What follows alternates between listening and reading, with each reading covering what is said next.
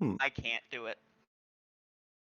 You don't need to say that because everyone who's in a game with you knows that you don't get to do it for the rest of the games until next Friday. Okay. So really what I'm asking is for Will and Skylar to roll. All right. And you did not run last week, right? You did the one shot instead, so okay. Yeah, did a really cool one shot. And had I had the foresight, I might have asked all of you to do a one shot. Okay, unless Will gets a 20, I'm doing the recap. Close. Looks like you are, Skylar. Not that I exactly remember what happened, but let me go for it. I may wind up going a little back to the session before, but use this map as a reference. It started a little bit before this map, but most of the stuff happened in it.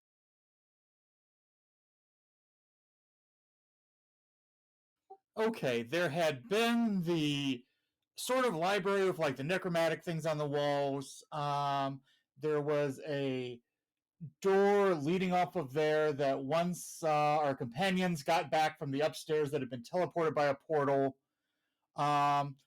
we went through and we found like a set of stairs spiraling down, going. It seemed deep, deep, deep, like deeper than it should into the earth. And once we got down there, we were in a cavern system that seemed, like it might have had some like manufactured components, but it seemed like significantly like natural too. That was just covered everywhere with this really unpleasant looking fungus. And having seen things in the house of like the one guy that was eaten by fungus, we were all very wary to touch it. And so began to carefully explore this cave. And it's like the first passage we found was too tight, so we went back to another wider one.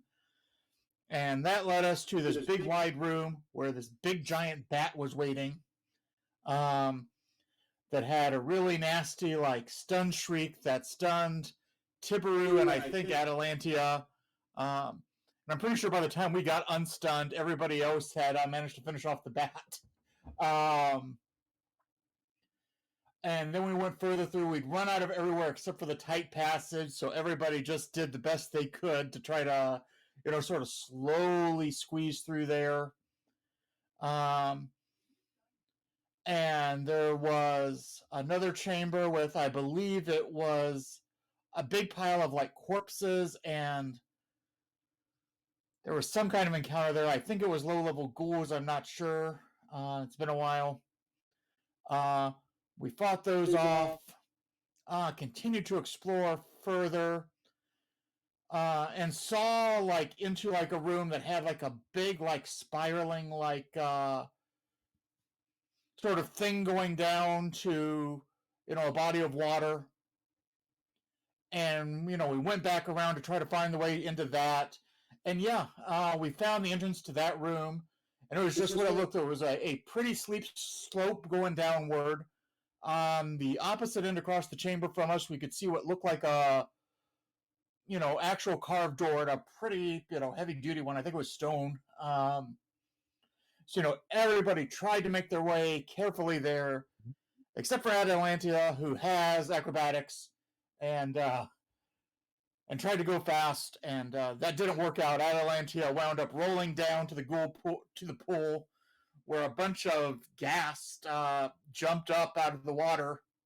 I think they were like goblin ghast or something. And so the rest of the party, except for Vivian, who teleported down, threw themselves down the slope as well, all getting battered to heck on the way down. A very whiff-worthy fight ensued where nobody could actually hit the ghast, and Tiberu burned pretty much his entire channel energy supply, killing these things. I think he's got one left. And we had just finished the fight and gotten the party healed off, and that's where we left off. I see. I think that was a pretty good recap. How does everyone else feel about it? Yeah. You can have the reroll. So what happened there? Sam, is every week we'll have someone do the reroll. We're going to roll off to see who gets it. Person who rolls the highest, one who does the recap. If there's a tie, it's the person. And you can't reroll if you did it last week. And every week that you don't get to do it, you can add a +1 modifier to your die roll. I'm not going to remember it. You don't have to remember it, but if you want to, it's all up to you. Because the incentive for doing a good recap is that at any point you can a reroll for one of your checks before the outcome is known, with the exception of damage and attack rolls, because those are automated in here. Automatically see those, so you don't have a chance to be like, I want to reroll that. So I make a little exception for those. So Skylar here has a reroll that he can use, but he can only use it today. If he doesn't use it during the session, then it's gone. So I'm trying to make sure people use it in the session they earn it. So I'll have to keep notes to remember and make a nice story in case I should be telling the recap next week. That's a good call. No, Because okay. it will be up to you, Steven, or Will next week. Yep. For some reason, my dice color got reset to black. I think. I don't know. You can just change it again. Where did I change that? Options. Top right, there's a little color palette. Yeah. Okay. Well, I guess Corrigan can throw. I have a problem with that. And I haven't talked to Sem about it yet. I kind of have an idea of where you guys are going to meet, but he's not going to be here at the beginning of the session, so it is just the core group right now, which means I will, for convenience sake, keep Corrigan involved mechanically. But once Sem's character gets around, he'll still be with you guys like we normally do, but he won't be contributing to fights with you guys. Yep. Right. You guys literally just finished this fight. Like, that's when we're resuming, is the end of this fight with some goblin bodies floating in the water in front of you. Yeah, I figured we were about to head towards the boss fight, so it'd be scary without our tank, but yeah, who knows? I really wish David was here for this. So bad. Yeah. Well, that was an adventure. Vivian says, looking at the floating goblins and then looking back at Atalantia. It's like, you are very fortunate we were able to cover you. I had it covered. I could have taken him. Tibber's just panting. Tibber looks exhausted. But I appreciate the help.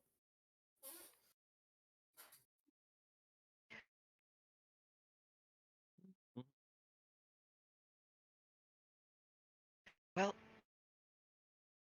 the protective magic that we have will only last so long, so it's probably best if we hurry and confront whoever's responsible for all of this. I agree.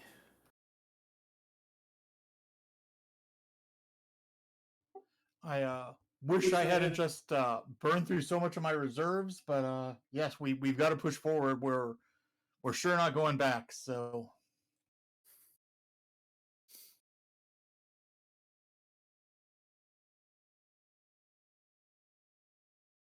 Guess head to the door. Lillian will start heading towards the door. Alright. Yeah. I'm not gonna make you guys roll to get up. Otherwise, we'll be here. oh, thank you. We had enough of that puzzle when we failed it. Yeah, we had an adventure with that last session.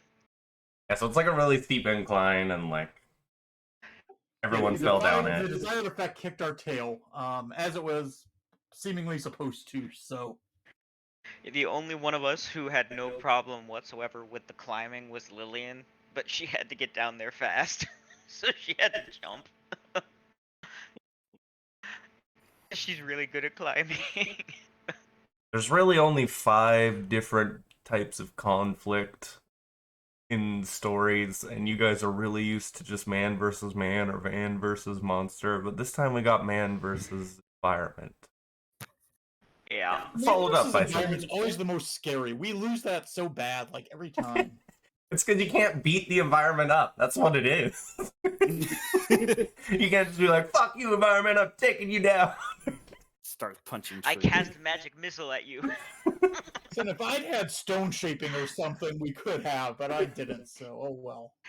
Hey, you know, the cool thing is we're actually getting close to the point where we will have the magic to fight the environment to some degree. I'm just Oh, boy. saying, you know, if you guys had Mud Wall, which is not a particularly high level spell, you could have made breaks so that you didn't take fall damage. Yeah. Alright. I guess, Lillian will attempt to open the door. Are Tiberu and Atalantier going over there too? Yeah, No, we're all following. yeah, we're Okay. following. Well, you can move yourselves over there. Oh, I don't have the map open. What's it called? Just If you double click your token. indicator. That's On right. the, Yeah, we could do sheet. that. As did I. And his character's not here, but I'm gonna put him on the map so he can like at least see what's going on. Yes, please.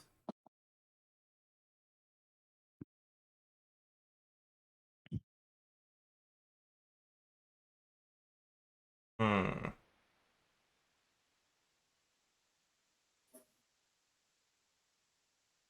Here, map. There you go. Huzzah for map. Sem, you're on the map. If you double click your token on your character sheet, the rightmost one, it will pull the map up for Oh, you. I see. Yay.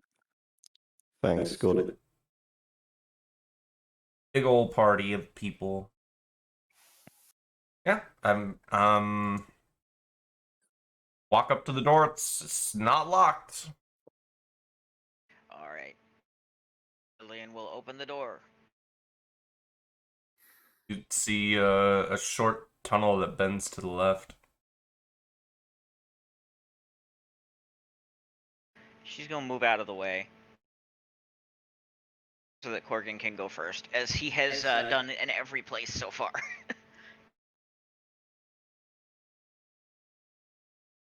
Normally, Yeah, and then Lillian will go after him. Then Vivian will go after him, after her. There we go. alright, cool. Yeah, as you guys walk in, the air is very damp in this cavern that reeks of a horrific stench, a foul combination of decay, brine, and mold. Cavern contains a rickety table, its damp surface cluttered with all manner of what appears to be garbage. Empty bottles, bits of clothing, crumbled bits of paper, and more, lying in neatly organized rows. Painting leans against the far side of the table, facing a larger leather chair that sits nearby. Its chair's high back and cushion are horribly stained by smears of rotten meat, and its arms are sticky with blood. A smaller table sits against the southern wall, its surface heaped with plates and platters of rotten, maggot-infested meat. The horrific stench of the room seems strongest to the west, where the cave's walls have been overtaken by a horrific growth of dark green mold and dripping fungi. At the center, a patch of black, tumescent fungus grows, thorny ridges and tumor-like bulbs forming what could almost be taken to be a humanoid outline. What appears to have once been an exquisite puzzle box the size of a man's fist lies smashed on the ground at the fungoid shape's feet. Does the puzzle box look like what we saw on the mirror, on the stained glass murals?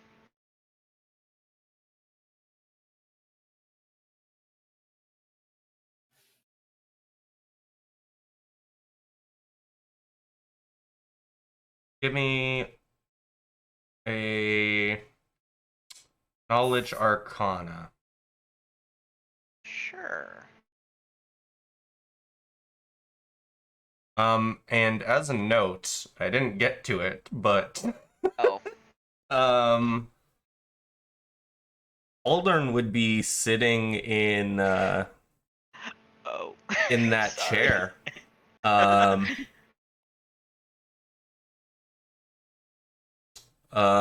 You see his eyes widen into a mixture of fear and delight. But when he looks at Corgan as he walks in, he staggers to his feet and lets out, "No, you were supposed to die. You still live?" And I'm gonna ask for initiative. Okay. I will knowledge arcana later. And I think that's definitely more engaging. Probably.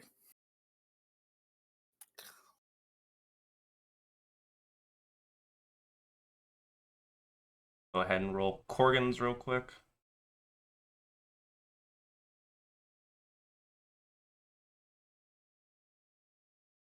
Only a +2? What kind of world do you live in? The One world where where he's gonna go almost first because he rolled a 19.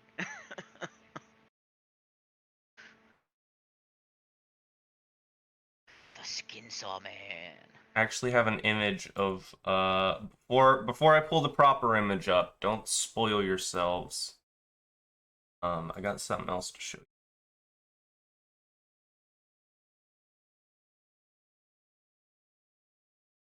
This is Aldern Foxglove when you saved him in session 1.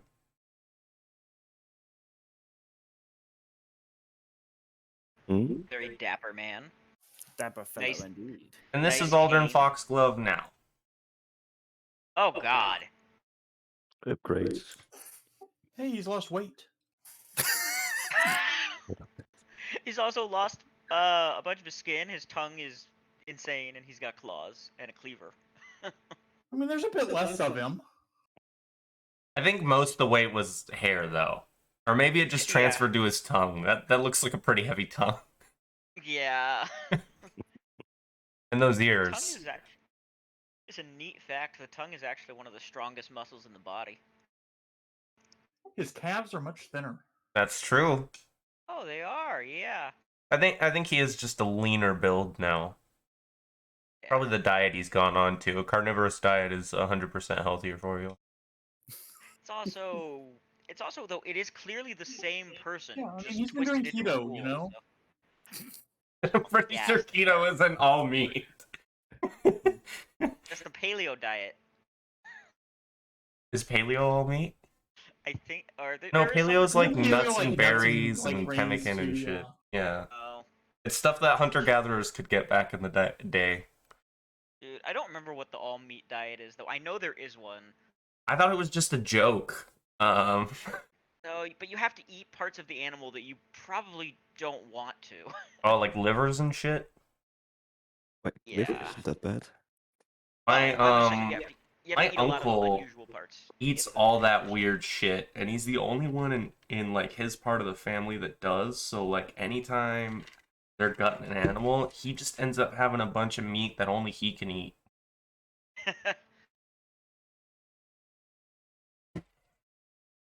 Yeah, little side by side. This is interesting to show what someone looks like before and after ghoulification that becomes aghast.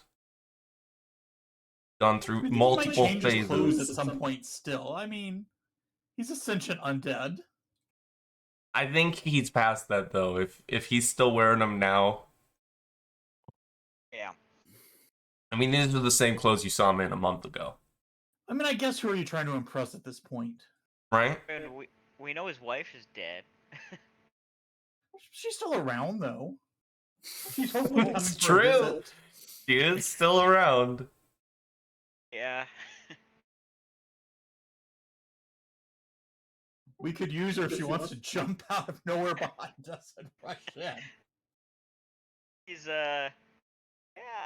He looks they clearly were not devout enough followers of Urgathoa. If you get devout enough ones, their marriage persists through undeath. Unfortunately, this guy got top of it. Not good. Oh dear. So you're Dang, gonna. though. You won initiative because there were a lot of high initiative rolls.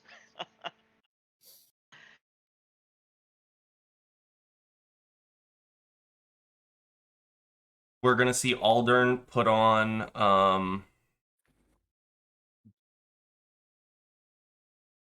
a mask. A little weird. Like this. Huh. Very fashionable. See, he does still care. He's keeping up appearances. He just got a new look. That is a pretty badass mask. And when he puts the mask on, it actually changes, actually molds around him into that of a face. Oh. Yeah. Um,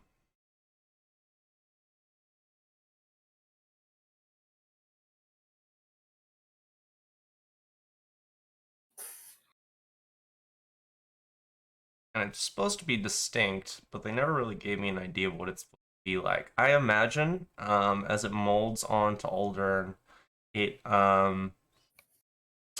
it it's cleaner than Aldern's. Like, it doesn't look like a ghoul face. Like, if you could only see his face, you wouldn't be able to tell he was a ghoul. Besides his stench. Right. And otherwise, I would just say as a default,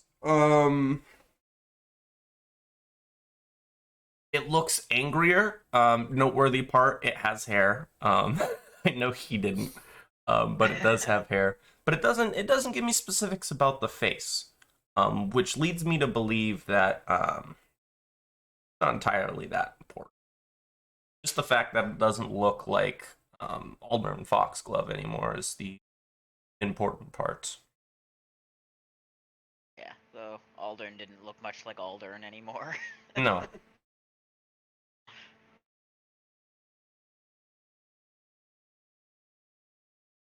And I think start off.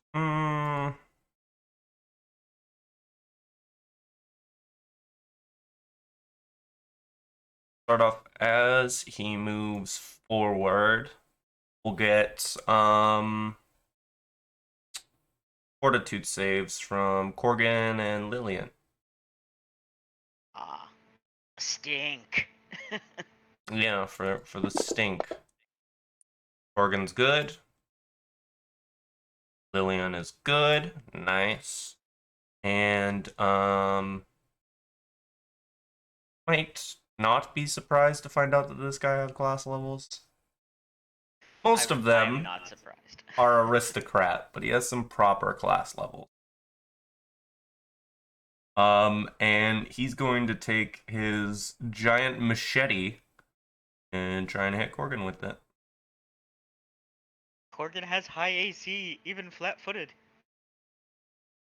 Yeah. So hopefully he's okay. Make He's sure. the mighty brick.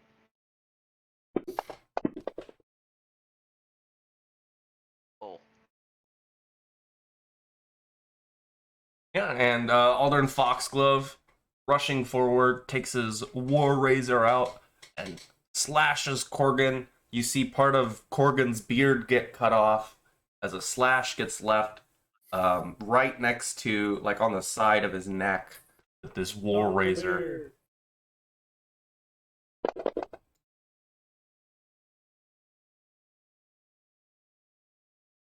And that's the end of Aldern's turn. Tibaru, kind of blocked up here.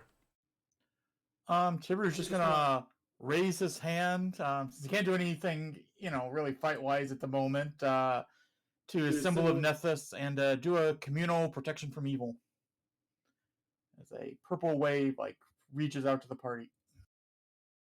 Nice. Does that one actually have effect on it? I sure hope so. Seems to. Let me see if it goes through. So that is a great spell.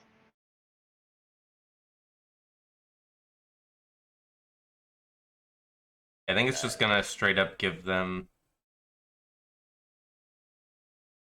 I wonder if it can actually check for alignment against monsters. Never tried.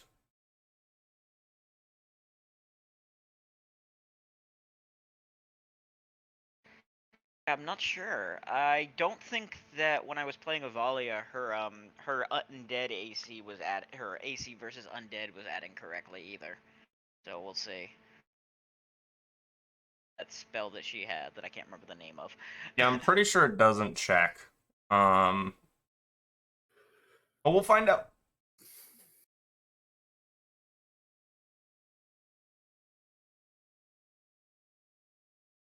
So many buffs.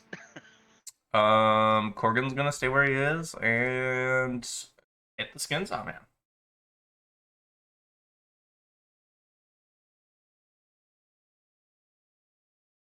Got and player characters you can't do the attacks the way you would regular characters. Earthbreaker, 2 hits. Both of which miss. Oof.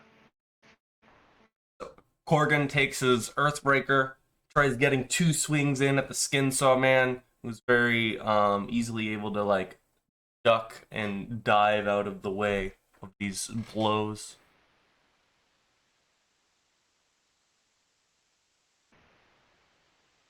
Vivian. Alright, Vivian is going to cast Shield on Lillian. Fair. Take off Shield.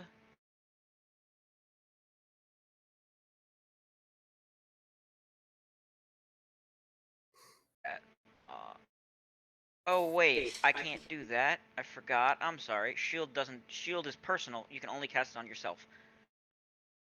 I just assumed you had something that let you do that. I thought summoners got shared. Oh right, yeah, no, she can. She can because yes, she actually can do that because of her class feature.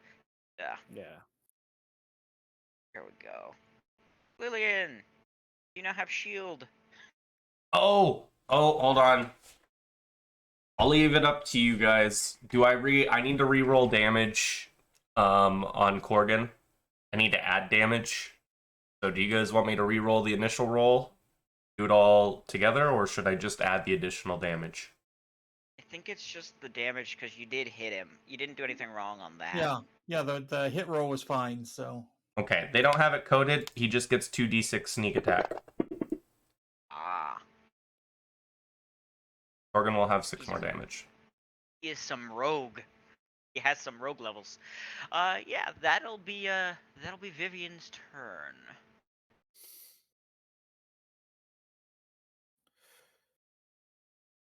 Sadly, I'm not at all in a position where I could do really much of anything. So You could ready an action to move if people get out of your way. yeah, I'm going to do that. I'm going to ready a move action in case an opportunity presents itself. What are you readying a move action to do? You have to specify. I said I was going to ready a move. I was going to ready movement to try to move in as soon as the clearing opens up. Okay. That's not what you said, but it's good to know. Yeah. Sorry. Thank you. Okay. Okay. Let's just check something real quick. Yeah. Lillian has very high AC right now. Okay. Lillian is going to provoke,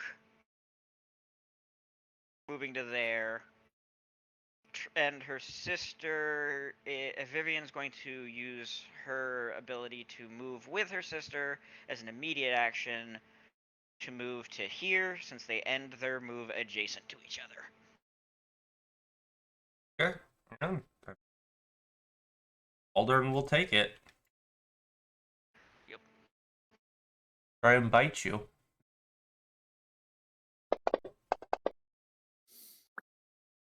Nice. Nice. All right. Okay, and then Lillian is going to move again as a. Hold on. She's going to take a 5-foot step before attacking due to pack attack. So she's going to take a 5-foot step as an immediate action, even though she's otherwise moved this round, to go here, so that she's flanking with her sister.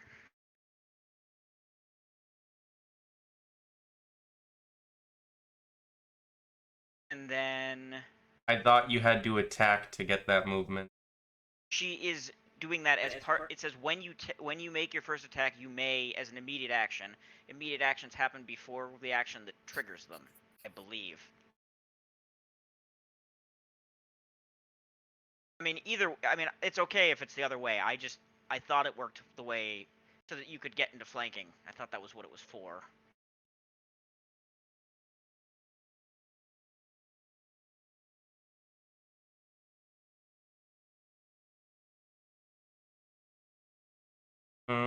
I'm not actually sure because of action.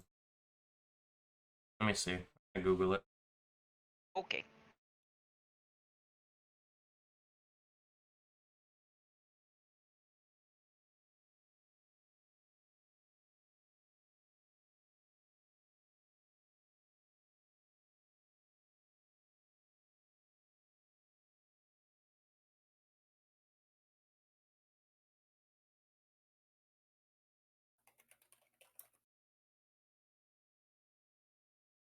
I don't know about that one.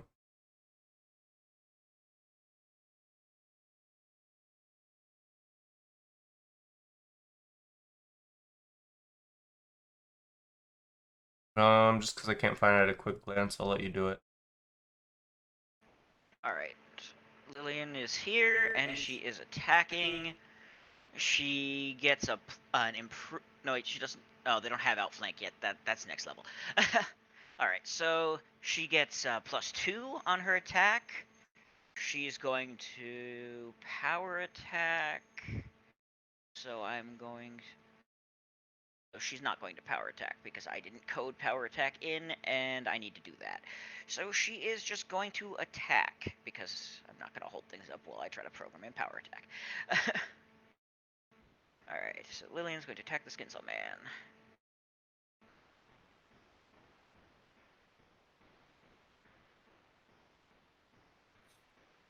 For 11 points of damage. So the twins move forward together in unison, moving into position, and Lillian takes a swing with her scythe and slashes into the Skinsaw Man's arm.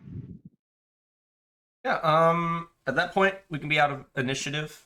As Aldern Foxglove drops to his knees, sobbing, and begins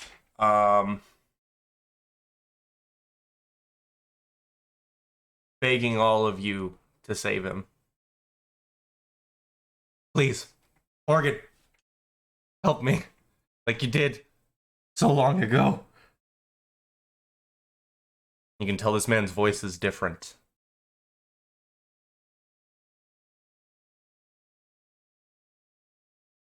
I'm worried that the herder's gonna come for me again.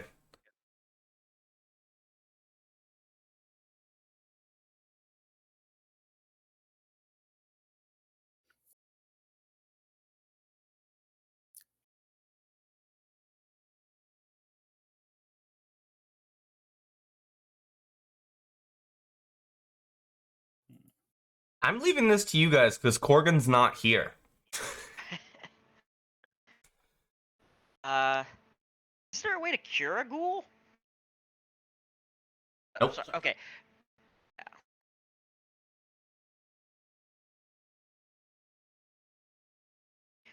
The only cure for you is death, as you are now a undead monstrosity.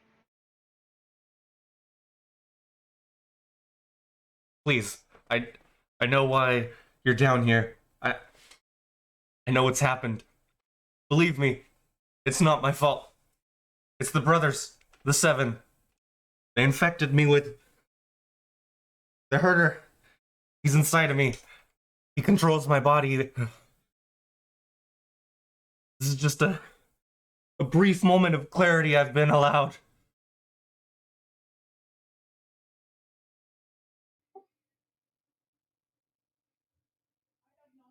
Then you see Aldern Foxglove break into a wide grin as he slowly begins to stand next to you guys. Bows to all of you. And he says, I wonder how your death shall affect your friends. Things might have done that will go unfinished. What will those broken promises spawn? Murder shape the world.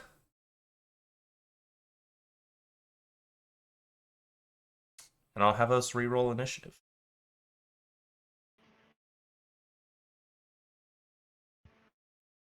Huh. Interesting. Disturbing.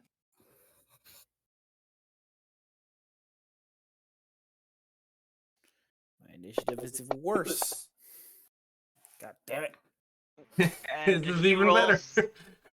Of course it is. Well, this is going to hurt.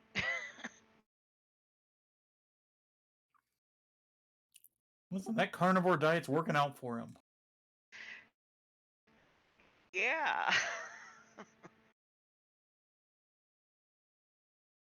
Jesus Christ, there's so many AC bonuses. Oh, and if you've moved into the range of his stench, you should definitely give me a fortitude save. All right, yeah, Vivian needs to do that. As So does do Corgan. I. Or not Corgan, Atalantier. Yeah.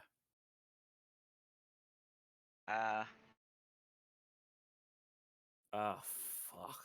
Okay, you can both roll me a d6 plus 4. D6 plus 4. Lovely. How many minutes you're going to be sickened? Yeah. Though I don't believe that protection from evil save bonus should have expired. Should last for more than one save.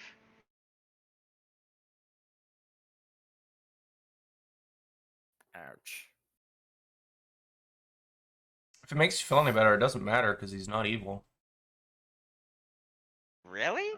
No, I? Undead isn't evil. That's unusual. Maybe the mask is doing something. Still worth checking the spell though and comparing it to the effects to see if you need to adjust something. Skylar. No, I'll have a look.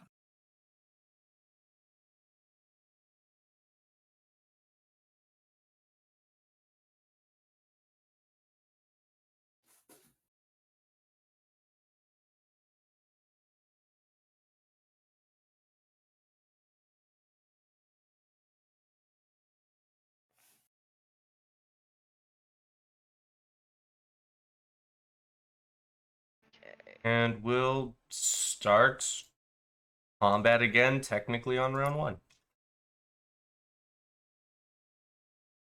So you said we're sickened, right? Yep. That was the effect. Yeah. From the stench that emanates from Aldern's body.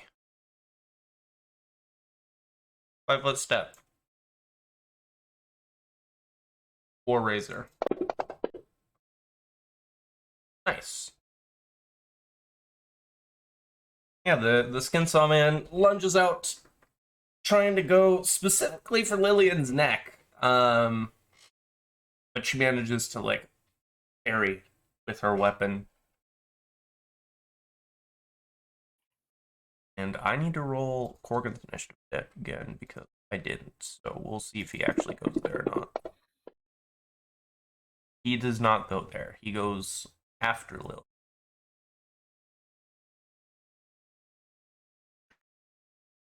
Okay. Yeah. Clever enemy. We cannot flank you anymore.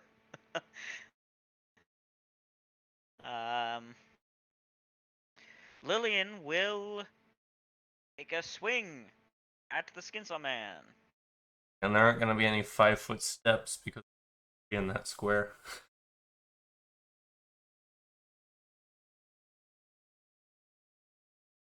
Yeah, she's going to attack. Good call. Probably the best thing you could do right now. That was not a good roll. I'm Lillian is going to miss. attempting to move Yeah. some people right now, so I can, but I'll move back in a second. That will be Lillian's turn. Organs is as complicated as ever. 2 Earthbreaker swings. 1 hits. Organ smash. Gonna bludgeon the skin saw man across the head.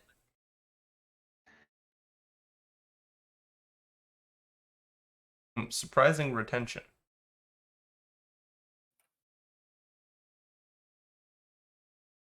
Shape of the face post being hit in said face. Hey, what's Lillian's total AC right now?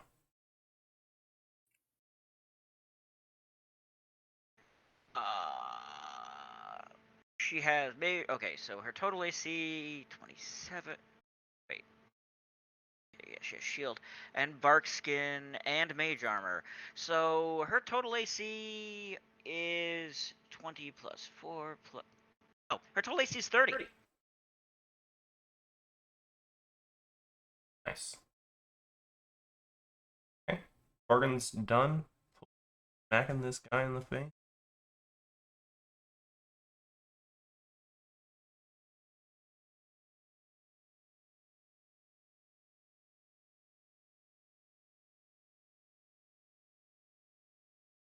Give me a second before.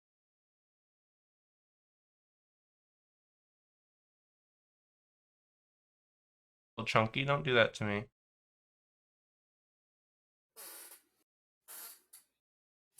Is there a way to remove the selection of a character once you've selected them? Yeah, control left click. Same as targeting him.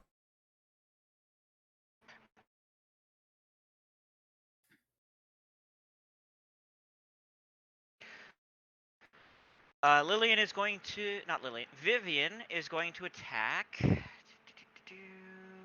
She's going to also attack the Skinsaw Man with her scythe.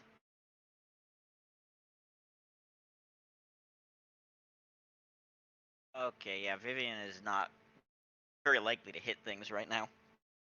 Sickened is a hell of a debuff.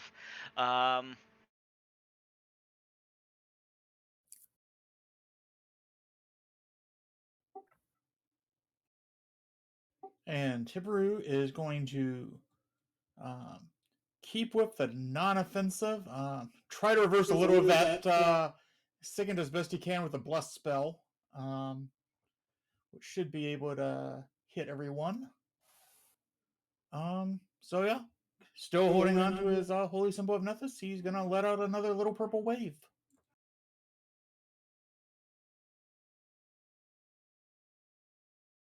Wow. Avalia has power attack coded in. So I'm going to take her power attack coding. I get perception checks from everyone. From everyone? Ooh. Okay. a lot of stats going on right now. Everyone has a block of text. Welcome to mid-level play and beyond. I'm sorry, my AoE buffs do a lot. Oh dear God. Everyone else want to You're give me having a perception bit- checks?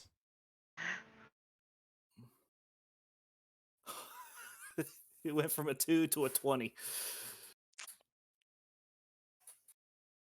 Working on it. Fantasy Grounds does not like the billion buffs. Or it didn't like it didn't like letting me do things while they were being handed out. Alright. Perception. Yeah, I wonder if there's any lag associated with effects that are currently on. Never tested that. Mm-hmm. Okay. Tibaru and Atalantier. You hear the sounds of glass rattling south wall in the South.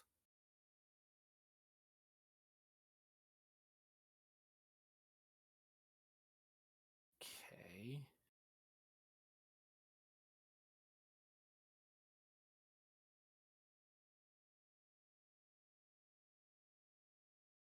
Atlanta would definitely pipe up saying, "What the hell is that sound?"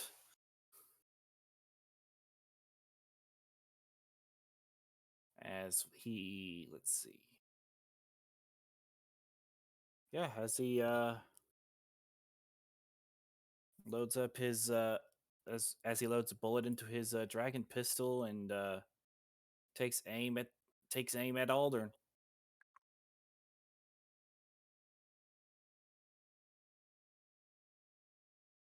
See. There it is.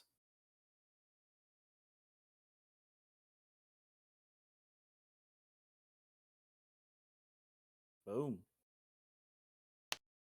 And now for damage?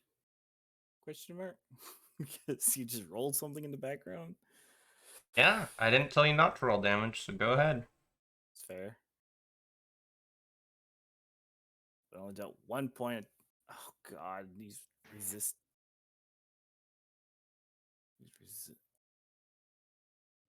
Aldrin's just like, really?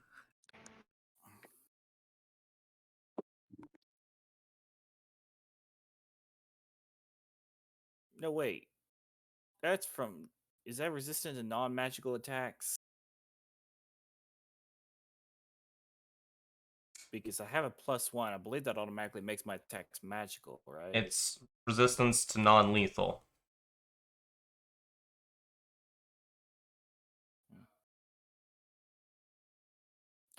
Is on. So your damage shouldn't have been minused because of Oh, it being. Sickened does a -2 to all damage. Oh, I thought it was just melee. So yeah, it's because it's non-lethal. That's why it got resisted. Because That's the thing. you did such bad damage. Yeah, I get it now. Okay. Yeah, he loads up his pistol with a loud bang, fires it over Corgan's shoulder, but because of the state of his sickness, because of the nausea from the stench, he aims poorly, and it just lightly ricochets off, and it just kind of ricochets off Aldern's ghoulish body, ghoulish shoulder, barely like. I'd say it cuts through already dead skin. It doesn't feel a thing, causes him not to feel a thing.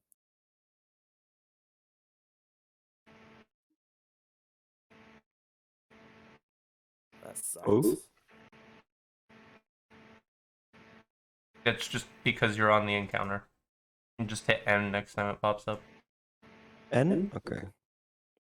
Well, like, end your churn in the combat tracker. It's a arrow pointing down in the bottom left of the combat tracker. Okay. Okay. Seeing that not work, he's just gonna hit the next person next to him.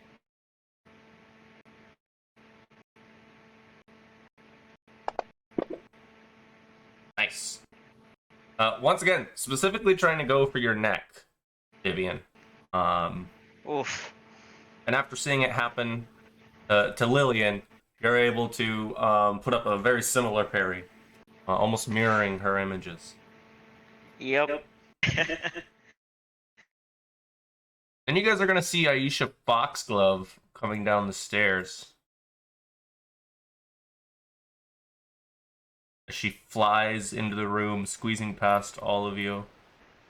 And once again, you'll see Aldern Foxglove collapse to the ground.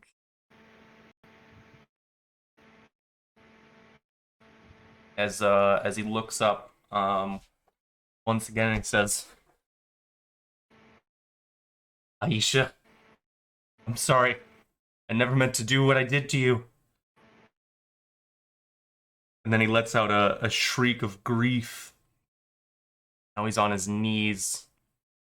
And for a moment, you see Aisha caress Aldern's shallow cheek with one of her hands. And then she shrieks out in rage as she lashes out at him.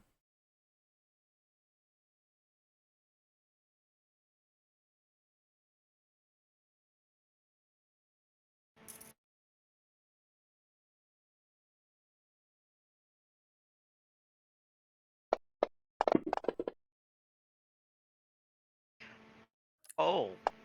Wow.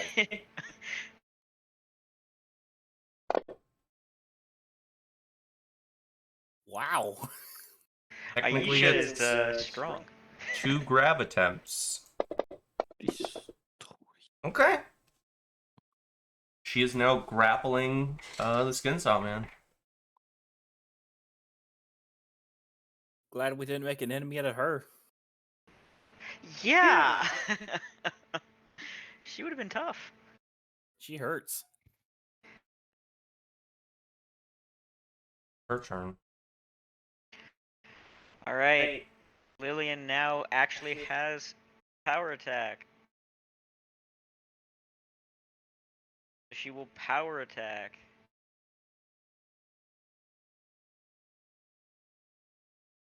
With her scythe. Is there a... what? No, grappling penalizes the person who's grappled. It doesn't change you're attacking the person. So, okay. Attack roll. Woo! Hit. And, and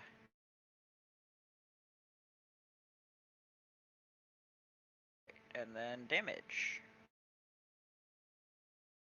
Yeah, so Lillian takes a big old swing at the Skin Saw Man as he's been grappled, and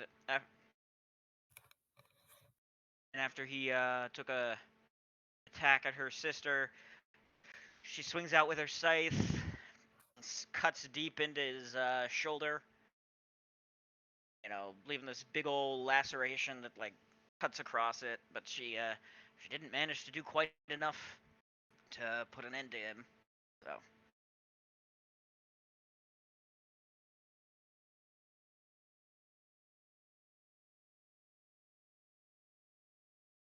Love the Dang. text blocks. Why? It's just funny. They do the opposite of what they're supposed to do when there's this much, which is help. Morgan's gonna try and beat up Aldern on the ground right now. That's not even the button I pressed. Oh no, it's definitely the button I pressed. Okay. Cool. Hey. Oh. It's both times though. Total of 30 damage, killing Skin Saw Man. We Corgan did is it. one trick, but it's a good one. Yeah, he's very good at his trick. There you go.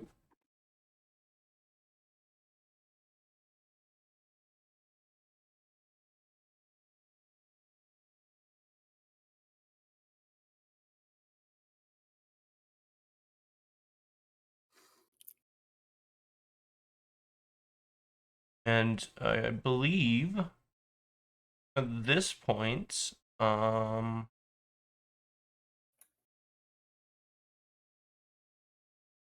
gonna happen with? Yeah, you're going to see her start to fall apart as these gray wisps start leading upwards into some cracks that are forming in the ceilings above. As Aisha Foxglove disappears.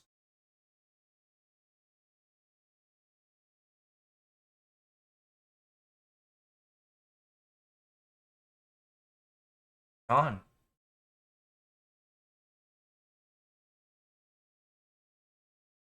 Huh.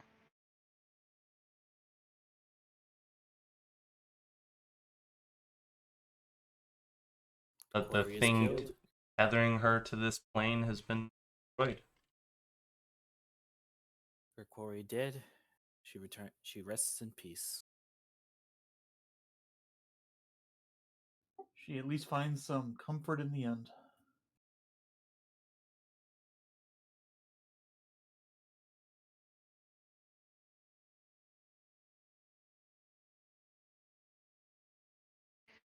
May Desna welcome her soul.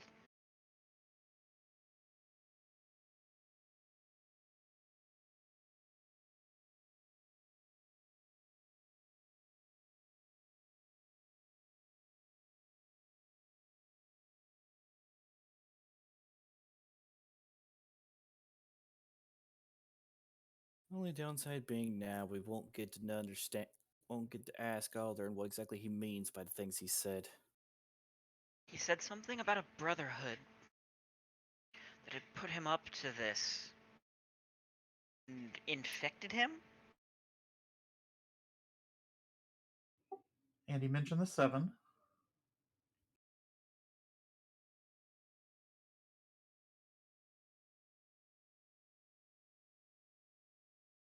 Indeed.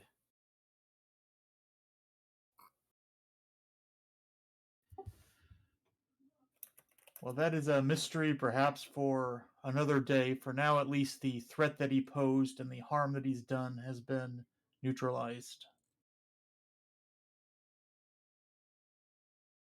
For all that we paid a grave price for it. Indeed, we did.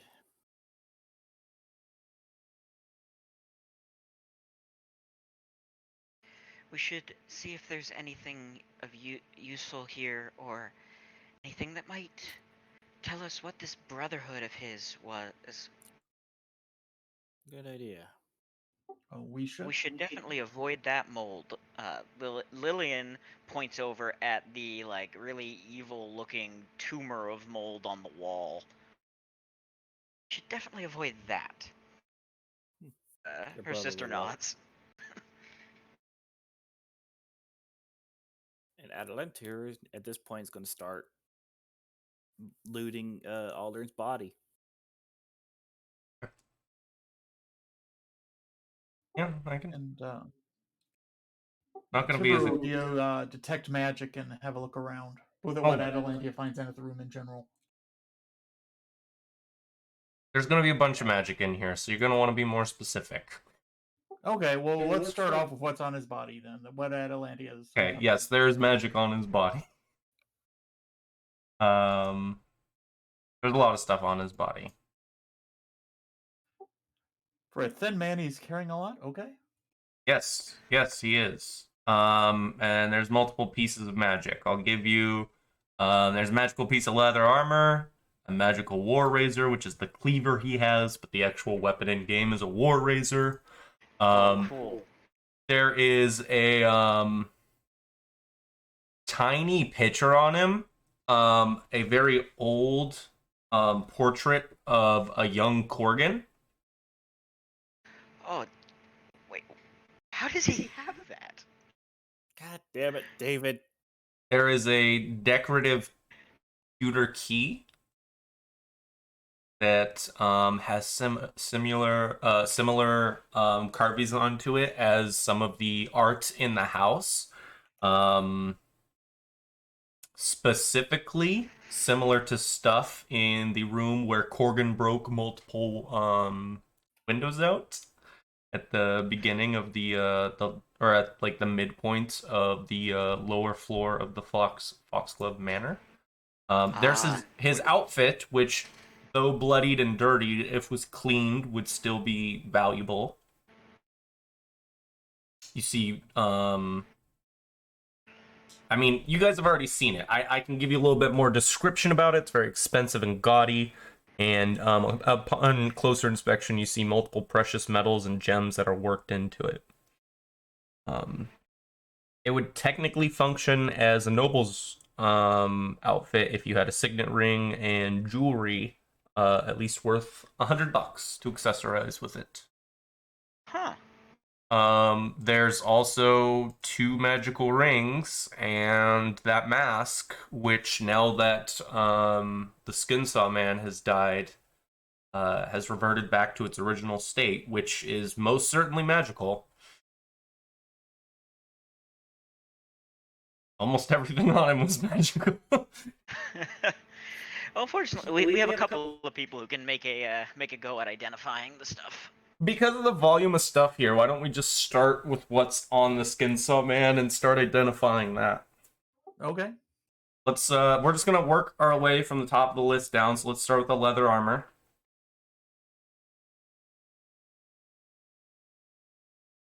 And that's a spellcraft roll, right? Yes. You can also take 10 on it if you want. Oh. Well. I would have done that, but... The downside to taking 10 is that if it is a high level artifact, you won't be able to figure out what it is, and until the situation changes, you won't know. Yeah, with 2 of us with decent spellcraft, I think we may as well roll on each one. Okay, yeah, that's fair. It is a +1 piece of leather armor, Tibaru.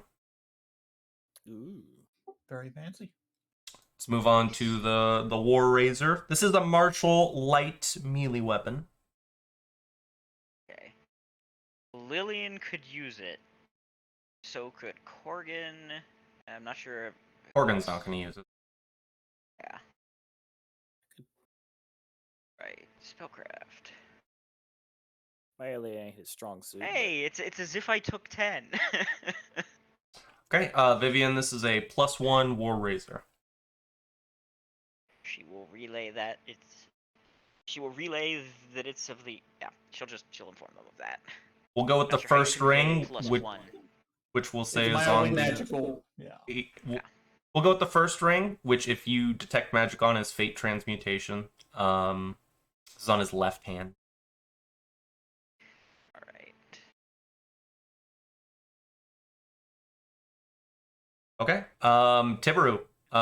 You can tell that this is a ring of jumping, so it continuously allows you to take large leaps that you normally wouldn't be able to, providing a +5 competence bonus on all acrobatics checks made to jump high or do long jumps.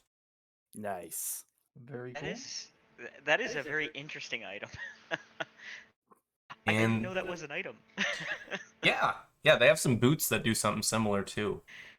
The boots of springing and striding. I don't know the name, but that sounds right. Yeah. Let's do the second ring on his right hand. This isn't Faint Transmutation, it's Faint Abjuration. Okay, you're both with Tibaru barely being able to identify this as a +1 ring of protection. Ooh. Oh, these are quite useful. They ward you against blows.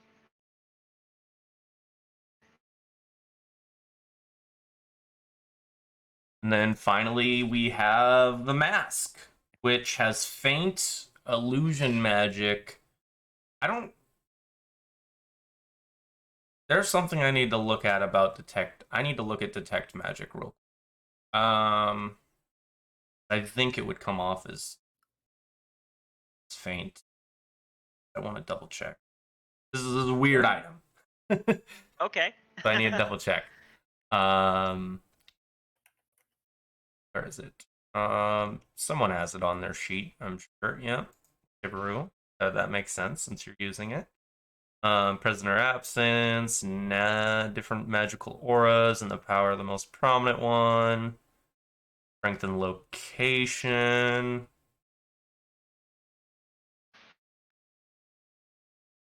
You guys are actually supposed to make knowledge arcanas. I didn't know that. To determine the school of magic. You don't just automatically get it. I've been giving that to people forever because I always thought that's what detect magic did. Okay. Okay. I can do that.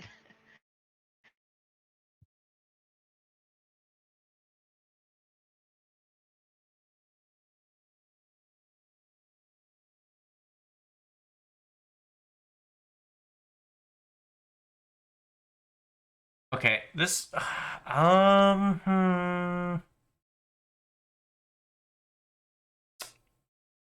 No, there's nothing that makes the question I have clear, and it might be spoilery if I answer it, so I'm not going to talk to you guys about it.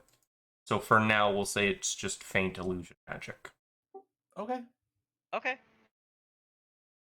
So if you guys want to give me spellcrafts, and in the future, I will give you faint and only the magic school if you give me a knowledge arcana, which I believe it said was 15 plus the caster level. I'll need to double check.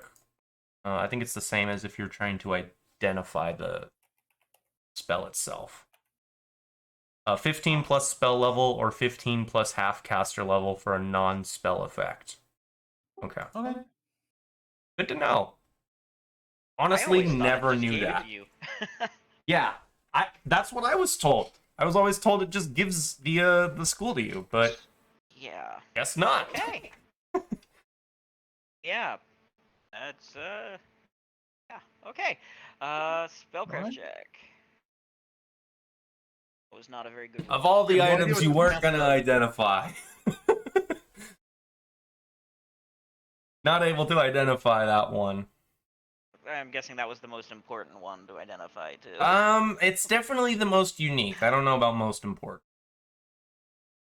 This is an Well, we item can- I've we never can, seen before.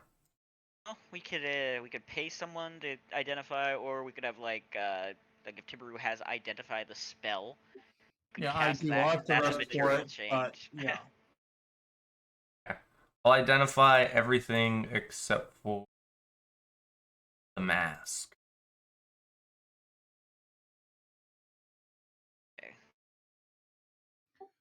Actually, I do have an identify that I haven't used today, so let me go ahead and use an identify on the mask. Okay, nice. Which I think means I just roll spellcraft again, but with a plus 10. I think so. Believe you're in the correct. You get that from your domain, right? Yes. Nice. Yeah, it's just same as detect magic, so you could use it in place of detect magic, but you get a bonus on your spellcraft to identify stuff. Nice. Yes, okay. This is a really weird item. If you didn't guess, it's gonna take up your head slot. I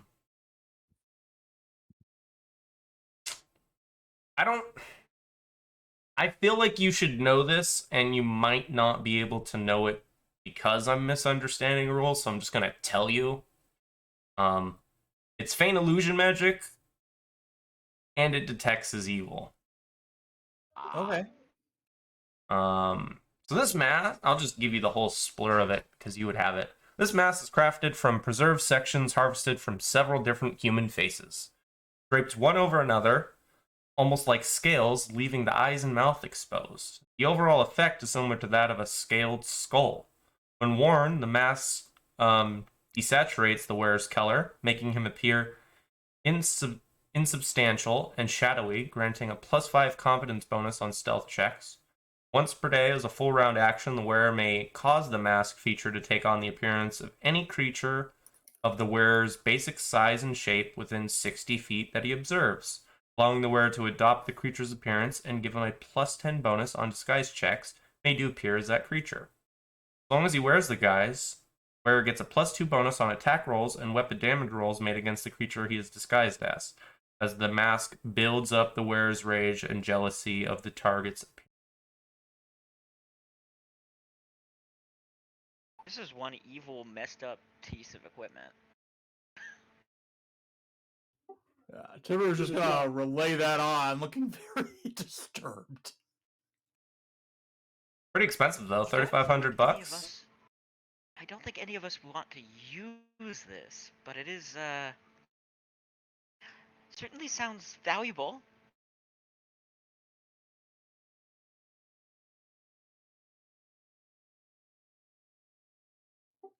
Right, it's certainly an interesting use of magic. Is That's it the first that's a head good slot word. we've gotten in this game? We got a hat of disguise. Okay, that was in this game.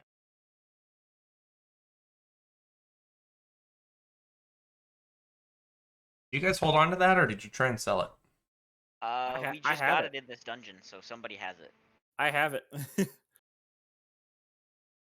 Yeah, I actually said I was going to equip it because it could be useful in the near future. Yeah, that's a useful item. I'd love a hat of disguise on like any character. Yeah. Would you Lillian love a actually skin has mask on any character? Lillian actually has the item that does a hat of disguise, but just for your clothes. Can I get a will save from Tibaru though? Sure. Probably fine, but we'll find out.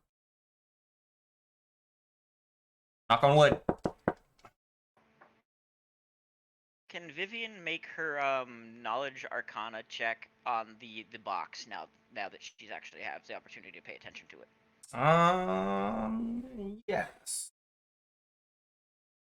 Pull all that up. There's so much fucking text on this one room.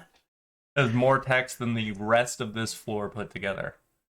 Let me double check where the box was.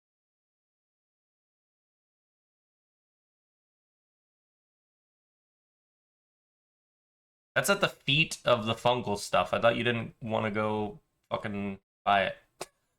She wasn't planning to go look at it closely. I was asking with her looking at it from a distance if it looked like the box from the murals.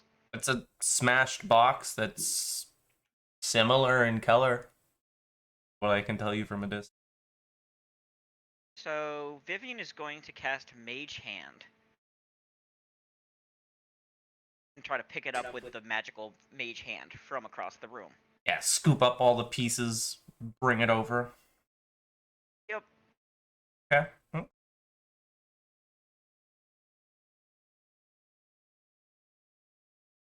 Yeah. Bring it to yourself. Give me a knowledge arcana. Okay. That was a good roll. Nice. Very nice. First nat 20 for me today. Woo! Yeah. If you'd gotten a decent amount lower, you would have just known that it's associated with necromancy. But with that, you'd be able to realize this is an incomplete and ruined lich phylactery. Oi. And it's definitely the same one from the windows. It looks like the lich. Well, I don't think he actually became a lich. It's a failed phylactery, sort that a lich would use to store their soul. It looks like his attempt didn't succeed, which is good because I don't think we are equipped to fight a lich, and I know there was some concern about that after we saw the images.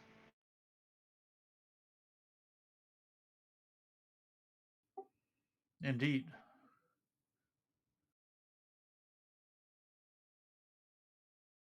Not sure what to make of all that fungus, but I think we don't want to touch it.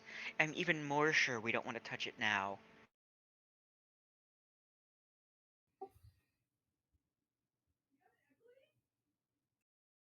Yes, it's suspicious that the box is at the feet of it.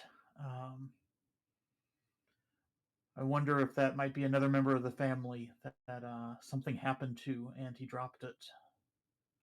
Yeah, perception Be the check. body of the lich themselves. Can I get a perception check from you, Tip? I'm sure.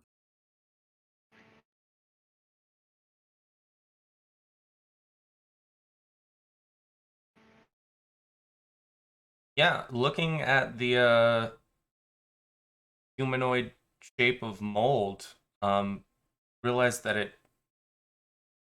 has the same outline as like you. You can actually point out a few details that like if you're in a mirror, you'd be like, oh, that's me.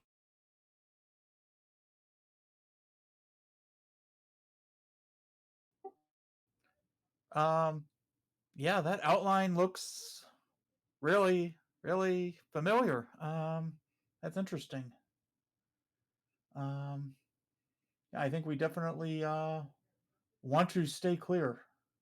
Oh, and since you said you were throwing detect magics everywhere earlier, definitely detects his magic. Is it sort of like the fungus that's detecting his magic, or are there things like in the fungus that are detecting his magic? The whole fungus.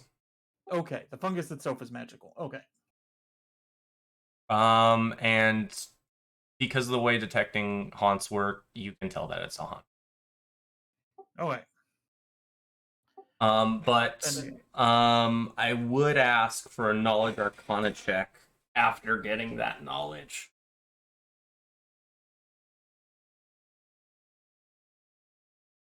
Wow. Okay. Well, I'm just gonna tell you everything then. This Yeah, Tibber was really good at that.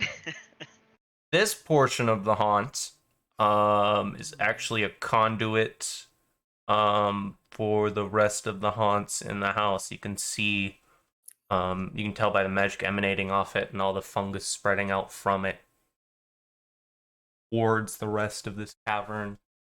That this is actually the conduit for the entire haunt itself. And I would even let you piece together with the information that you have about the necromancy here that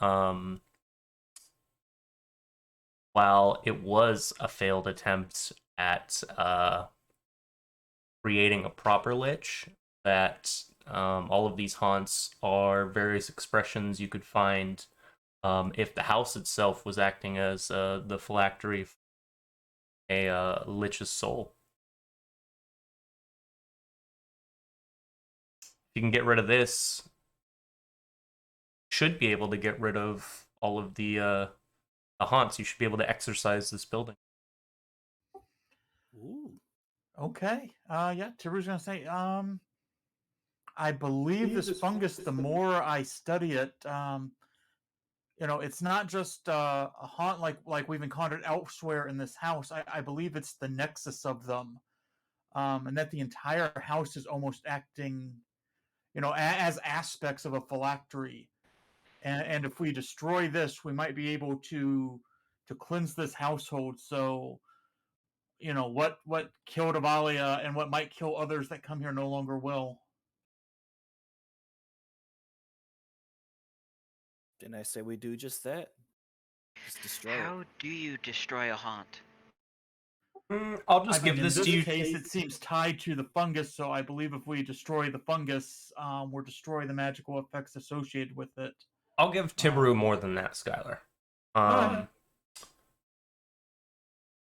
If you use different spells, there's spells that would be known because you're a cleric. So I feel like you would know this stuff.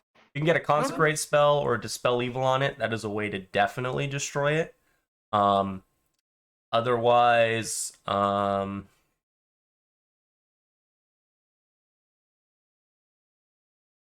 you could temporarily stop it with either like fire, acid, or at least 5 veils of holy water.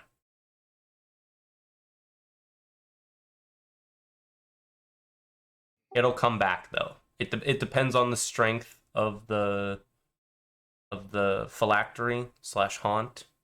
But it'll come back if you don't use a consecrate or dispel evil on it.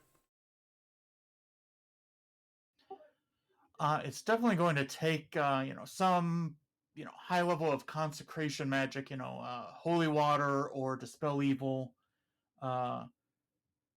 in order to really do a good job on a short term fire or acid, would neutralize it, but it would eventually come back unless something more permanent was done. The twins look at each other. And they both say that we don't have anything that can do that. Timaru, you can actually, as you're focusing on the on the nexus, this giant fungus patch, you notice that there is a magical source coming from inside of it.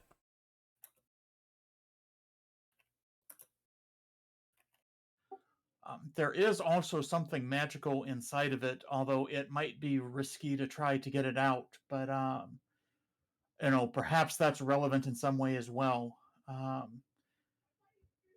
You were able to grab the puzzle box or some kind of magic. Do you think you might be able to reach inside and grab something that's in there? I can try. Would you like No, me I can't to lift very much. It's only a limited amount. Would you like me to burn away the fungus first? I could certainly do that. I would say let's try without first. I'm not sure we want to be breathing in those fumes if we can avoid it. Very well. Alright, Vivian will try to grab the magical thing in the center of it with the mage hand. You have detect magic? She does. Okay. I'll let you give me an acrobatics check to see if you can pull it out.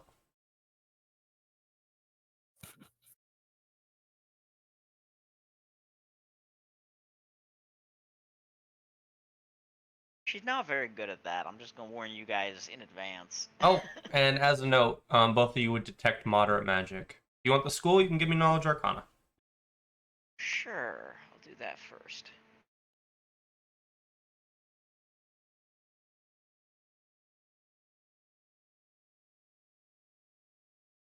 Go, Vivian. One of us isn't on fire, the other one is? Yeah, it seems like we sort of flip-flop. One of us will roll really well, then the other one of us will roll really well. Okay. It's transmutation magic. Vivian, you could tell. Actually, I think you both can. Alright, she will try to pull it out with Mage Hand. I don't think she's going to succeed with a 5. No. Mage Hand is a flop. I mean, the mage hand goes in, it tries to get in, but it can't actually navigate the fungus to get to the moderate transmutation. Able to detect. Though it is a powerful, magical aura. It is a stronger aura than any of the items that we've seen so far. And burning the fungus might destroy it. So, is there any other way we can get it out of there without burning? If there's a crevice I could reach into, I could give y'all my weapons in case something happens, and try to do it by hand. I mean, your skives are quite long. Could you maybe reach in with one of them and sort of cut it out?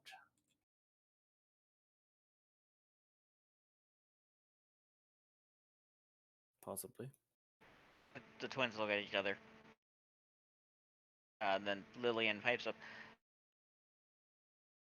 Well, I could, but for the same reason as the fire, I might end up cutting it. Whatever it is. Could you cut around it?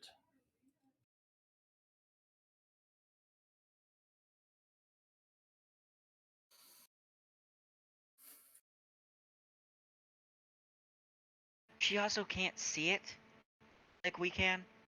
Vivian pipes up. I'm the one who can see the magic. Lillian can't do that. I mean, I guess I could try to cut around it, but I don't really want to get close to it. I mean, I don't blame you for that. I think that's wise, in fact. I believe that's probably the foxglove that attempted necromancy, and whatever this fungus was killed a powerful mage. It looks like, or somehow spawned from their body. But And if you want to give it a try, Atalantir, you do seem much more acrobatic than me. Maybe you can manage to fish it out. If it's important enough, I could certainly give it a shot. Well, it is the strongest magical aura that I've seen. Might actually be the strongest magical aura she's seen, period. Because moderate is pretty potent, right, Jacob? It's higher than faint. It's the step up. Okay. Certainly the strongest magical aura I've seen in this place. All right, well, if I'm doing this, then here you go. He'll start handing his weapons over. Give his pistol to Vivian and his musket to Lillian. They both awkwardly hold guns. That they The don't interesting imagine part like- about having Will do it is that technically Atalantir can make bombs at any point, so you can't really disarm him if he still has an alchemy kit. He's also, I think, our only person who has acrobatics that's not horrible. Oh, I'm not going to have him do an acrobatics check if he's using a melee weapon.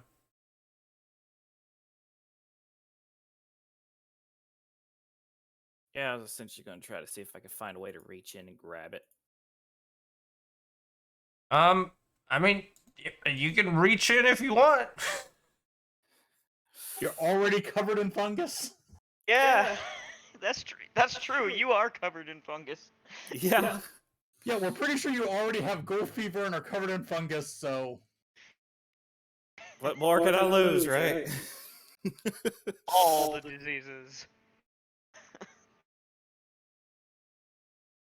Atlanta just becomes the sickest man alive. But yeah, I'm going to reach on in and try to grab it. Using kind of the two magic detectors as kind of a guide to tell me where I'm reaching for. We point and instruct. Or Lillian points. Vivian points and instructs. I can't speak for Tibaru. Give me while hiding back. give me a fortitude save. All right.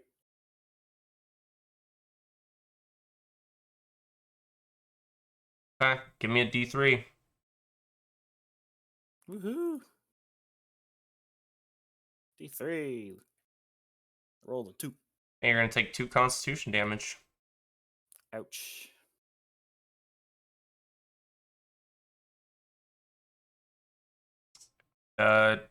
You reach in and you grab fucking something. Nothing good. Metallic. Pull it out. And it looks like it's a little chime. Chime? Can I get another fortitude save? Sure.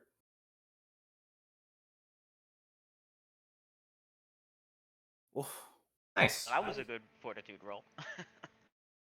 Feel like it was the more important one. What do you want to do? Chime. Well, he kind of drags it out of the fungus and kind of shows it to everybody. Okay. Can I get another fortitude save? Oh, God. Yeah, you guys you see this chime in his hand. Okay. Can we It's try to- looks like it's made out of mithril. About a foot long. Try to identify it. Okay. If we're going to spend time trying to identify it, Atalanta would definitely kind of just lay it on the ground, step away from it just in case it has any lingering effects. Okay. Can I get another fortitude save? Another fortitude. Oh, oh, thank God. It's moderate magic. You guys can tell that. Okay. All right, Tibaru. Let's spellcraft this. Nice. Consistency. Yeah. Consistency. It's a chime opening. So when you strike it, it sends forth magical vibrations that cause locks, lids, doors, valves, and portals to open. It functions against normal bars, shackles, and chains and bolts, and anything else you can think of. And a chime of opening also automatically dispels a hold portal spell, or even an arcane lock by someone who's lower than that's been cast by someone lower than 15th level. It must be pointed at the item or gate to be loosed or opened, and it must be visible and known to the person using the chime. And the chime would then be struck, and you would hear a clear tone that rings forth. You can then make a caster level check against the lock or binding using the chime's caster level of 11th. The DC of this check is equal to the disabled device to open the lock or binding. Each sounding only opens one form of locking, so if a chest is chained, padlocked, locked, or arcane locked, it takes 4. If it's all of those, it takes 4 successful uses of a chime to open it. A silent spell negates the power of the device, and a brand new chime can be used a total of 10 times before it cracks and becomes useless. There are 5 charges on this chime. A very useful item. Can I get another fortitude save? Oh, it's not the chime, it's the fungus. Oh, God. Okay, another Oh, D3. Atalanta's in trouble. Another 2 con? Another D3. Another D3. Yep. Oh, thank God. Can I get another one? Another one? Yeah, it takes time to identify these things. Okay. I have a total of 6 con damage. Or, 5. Unless you had any before.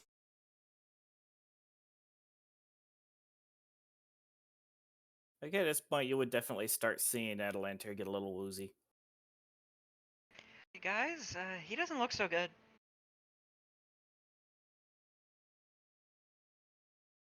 Yeah, I think you should wipe your hands down really thoroughly.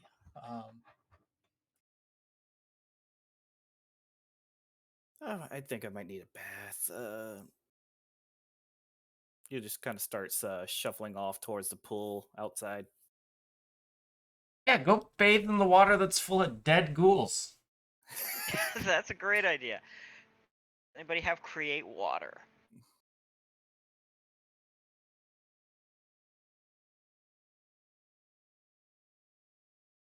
Sounds like a no to me.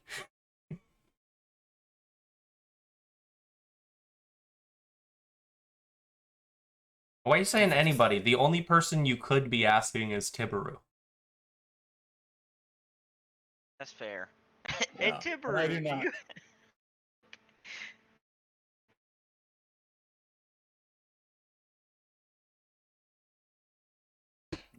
Okay. Ask, and all of a sudden Corgan's like, who told you? Every time I drink a beer, I create water. oh, oh That's man. nasty. It's an ancient That's Jartek trick. Everyone's very impressed down at the pub. I was famous for it in Magnamar.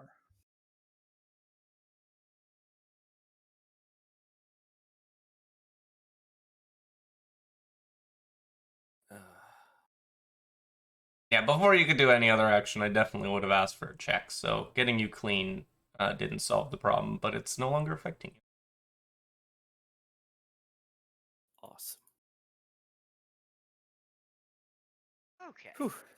Yeah, he was chaotic neutral. Okay. I mean, I buy that. He was sort of under control of something evil, so. Or seemed to be. That was definitely an interesting battle. Can you cast Consecrate? Vivian looks over at At Tibbert. lowest, that's a 4th level spell.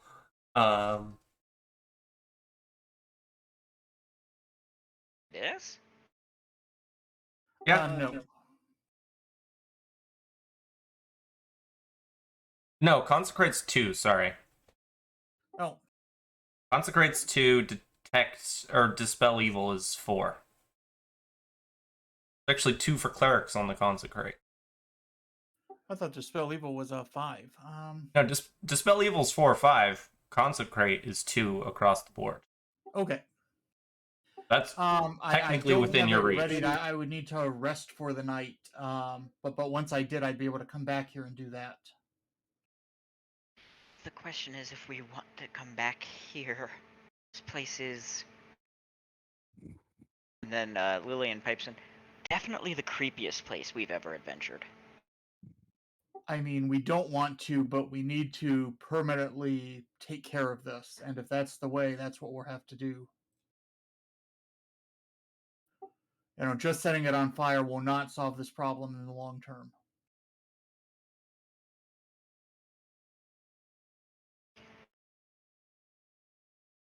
So, okay. Alright, then I guess we're going to have to come back here. Okay, so I think Lillian and Vivian would also... So there's like a table or a desk? Yeah, that just has a bunch of stuff, like, very neatly organized on it. Yeah, they're gonna look and see if they can find anything on there that relates to this brotherhood he mentioned. Okay. Any sort of like correspondence or information, just looking for information generally. Is anyone else checking it out? Yeah, Taru's having a look with Detect Magic for anything magical there. Okay. Yeah. Vivian will also have tech magic going. Corgan's gonna come over too. And as you're looking through, you all notice like some like mundane things, like quite a few potion bottles and various scrolls, and a lock of hair that Corgan looks at and he's like, "That's my hair." How did he get your hair? And that Vivian looks at him. is that the first hammer I ever used? And one of my childhood toys? Oh, jeez. Is that my beard brush? God. I'm sorry, this is out of character laughter. My blanket and chalk that went missing last week? You guys see the chieftain's key that Corgan had on him from Thistletop? What is this? Some kind of freaking Corgan shrine? It seems okay. Out of character. It seems like all those times that Zane rolled high on perception and thought he saw someone. It might have been the ghoul sneaking around, taking the gas, sneaking in, taking stuff from Corgan, and then leaving. I mean, Mask of the Stalker apparently was stalking Corgan.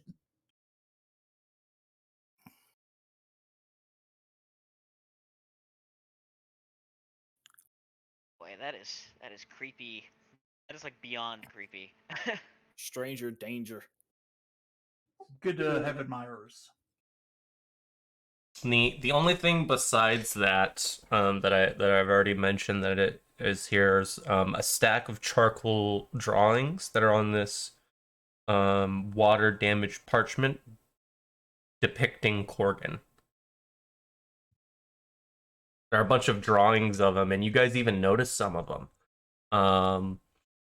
Like there's one of him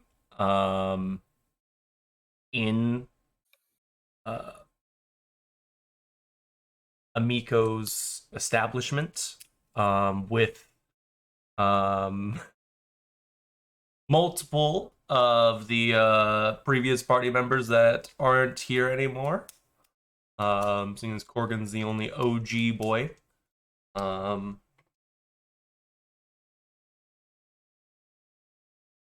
Corgan would know that when he sees them. Also, a depiction of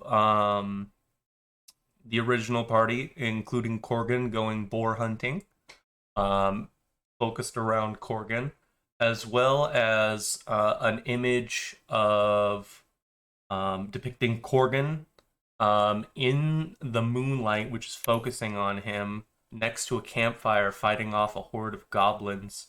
And you might be able to see like a few representations of a handful of people as well. Definitely depicting a few nights ago when you guys had to fight off some goblins and a hobgoblin.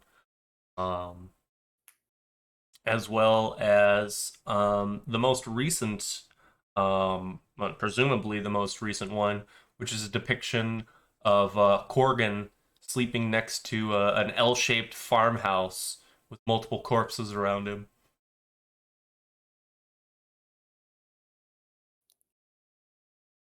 There is admiration, and then there is obsession. So he clearly was stalking you.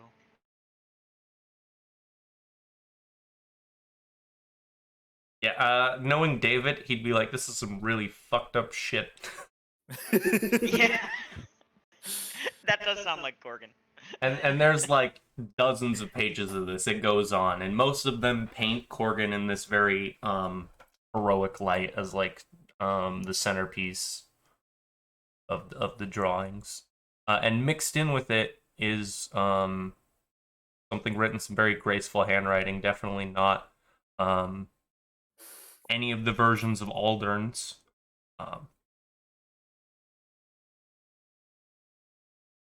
I'll read it off for you. I'm gonna blow it up for myself. Decent amount to it. It says, Aldern, you have served us quite well. The delivery you have harvested from the I think it says caravans far exceeds what I had hoped for. You may consider your debt to the brothers paid in full, yet I still have need of you. And when you awaken from your death, you should find your mind clear and able to understand this task more than in the state you lie in as I write this. You shall remember the workings of the Sihedron ritual, I trust. You seemed quite lucid at the time, but if you find after your rebirth that you have forgotten, return to your townhouse in Magnamar. My agent shall contact you there soon. As need for you to bother the no need for you to bother the brothers further. I will provide the list of proper victims for the Sihedron ritual in 2 days' time. Commit that list to memory and then destroy it before you begin your work. The ones I have selected must be marked before they die, otherwise they do my master no good, and the greed in their souls will go to waste. If others get in your way, though, you may do with them as you please. Eat them, savage them, or turn them into pawns. It matters not to me. Sanasha, Mistress of the Seven. And then it has a an address on it. And for those of you from Magnamar, you can recognize it as an address in Magnamar.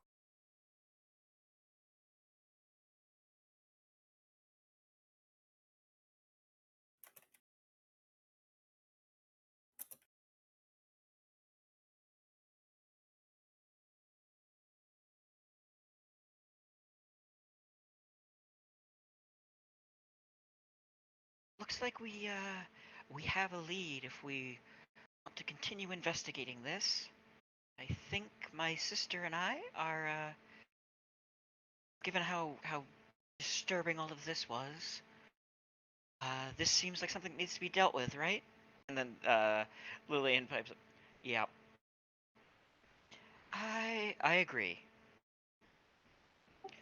Yes, Count on we've us to been help. working with Sheriff Hemlock out of Sandpoint. we'll definitely want to, let him know what's going on. But it sounds like once we do, the investigation may actually take us to Magnamar. Because yeah, it appears that things did not actually start with him here. It started there, perhaps.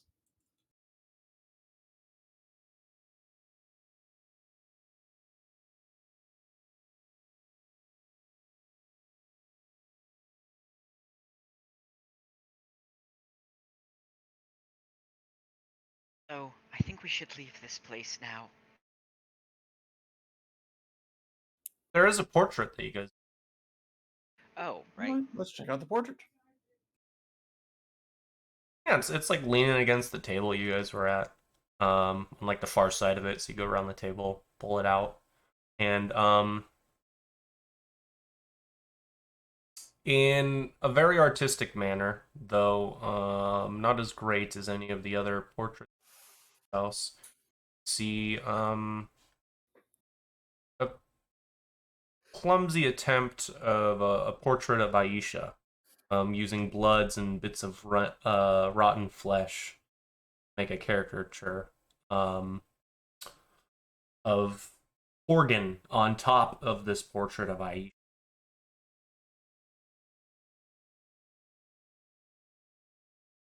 Aww.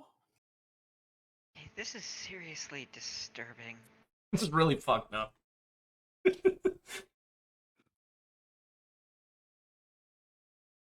God damn it, David! How come you have family? What is wrong with you? No, I'm glad he's getting a chance to hang out with his family. He said he hasn't in a long time, and that's always good. But I really wish he was here for this. Because this is disturbing, and it must be even more disturbing to be the target of this guy's attention. At least he's wearing clothes in the picture. Oh God, naked Corgan. Yeah, that's not something we need. If you had the appropriate craft skill, you could clean this away if you had like a whole day's worth of time, and then it would be of value. So I the don't real have any question craft is, skills. how valuable? What price would you put on a skill ring? Craft. What kind of craft? Craft painting. Oh yeah, because Atalantir actually I think has some craft. But it's craft alchemy. Yeah. I need that for my bombs. And Can I get knowledge and local other from anyone things. looking at this? Sure. I can do that. I can give it a shot. Hey, Vivian, time to roll knowledge local. Nice. Sweet. Indeed. Natural 20. No need for us. Oh yeah, I'm still. Sicken does all skill checks. Rough. Yeah, it does. Damn, Definitely rough. Sicken hurts.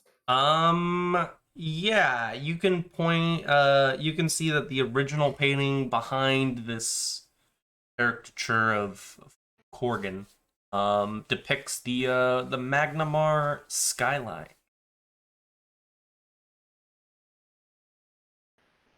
Looks like this was a painting of before this change.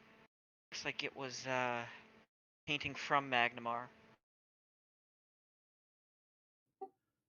If we want to find their townhouse, perhaps she's standing in front of it or something. And perhaps the address leads to it. Though it's also possible that simply asking around in Magnamar would result in it. The Foxgloves are nobles. And it's certainly possible somebody could point us in the right direction. Right, you would think. Somebody knows where they live.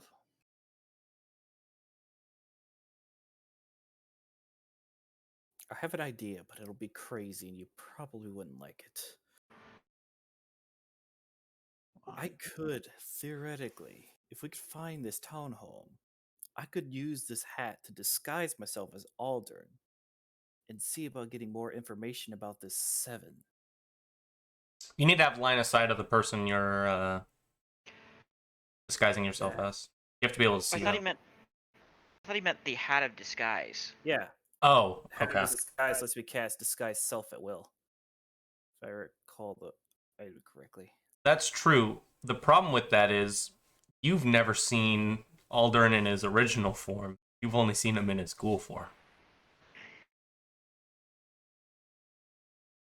But whoever wrote the note knows that he's a ghoul now. They talk about that he's dead.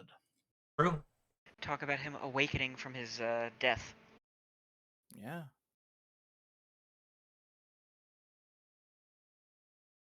I get perception checks from the people who rolled knowledge locals for the. Sure. Sure. Decent example, Skylar, of why you should roll even if someone else has a good. All right. Okay. Vivian, you see a note that has been tucked away behind the portrait. Vian will pull out the note.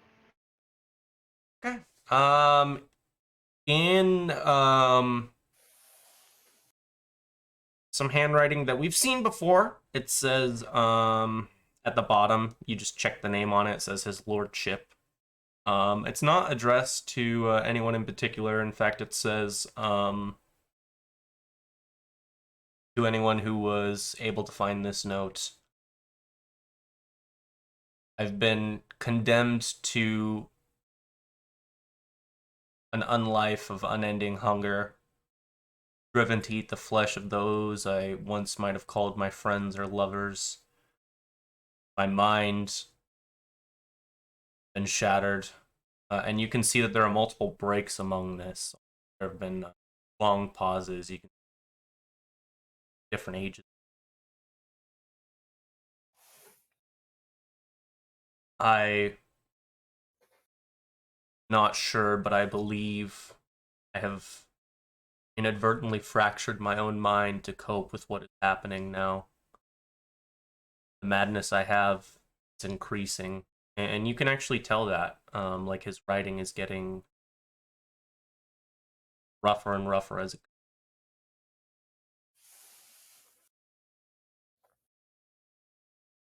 I fear the arrival of the herder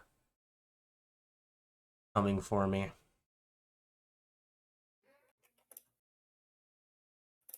And I know when he comes, living flesh, anyone I find will be harvested.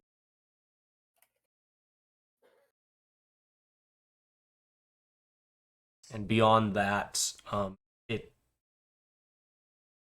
kind of just ends.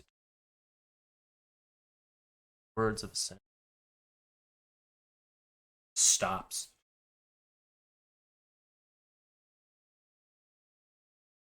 It says like the skin saw man, and then it trails off.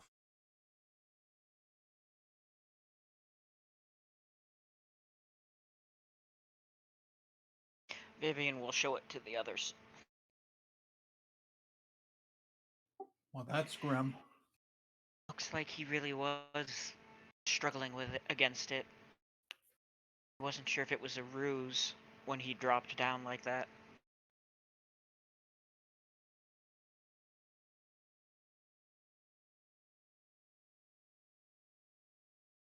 As you say that, you all hear the sounds of metal hitting the floor.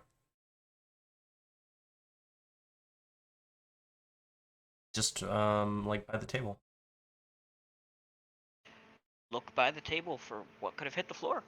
Yeah, there's a key ring that has a couple rings on it. Fallen off the table, or maybe from.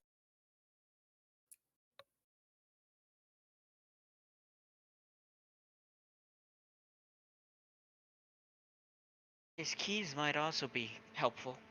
Might include the key to his house in Magmar. I can give you a little bit of description of them. There's an iron key that's been tarnished. It has a round piece of opal on it. And other key is made of bronze, and it has this unusually long tang that ends in these 3-notched blades. And the head of this key resembles a roaring lion.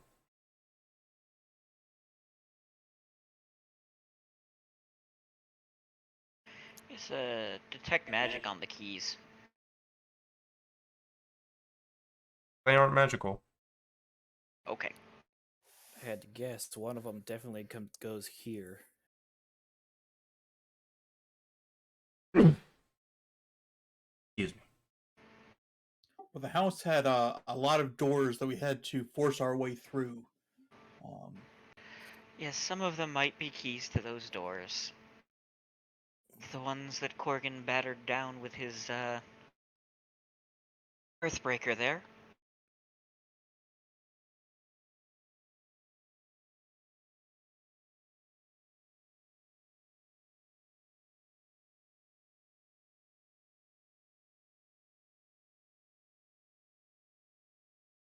There are places you guys haven't got into.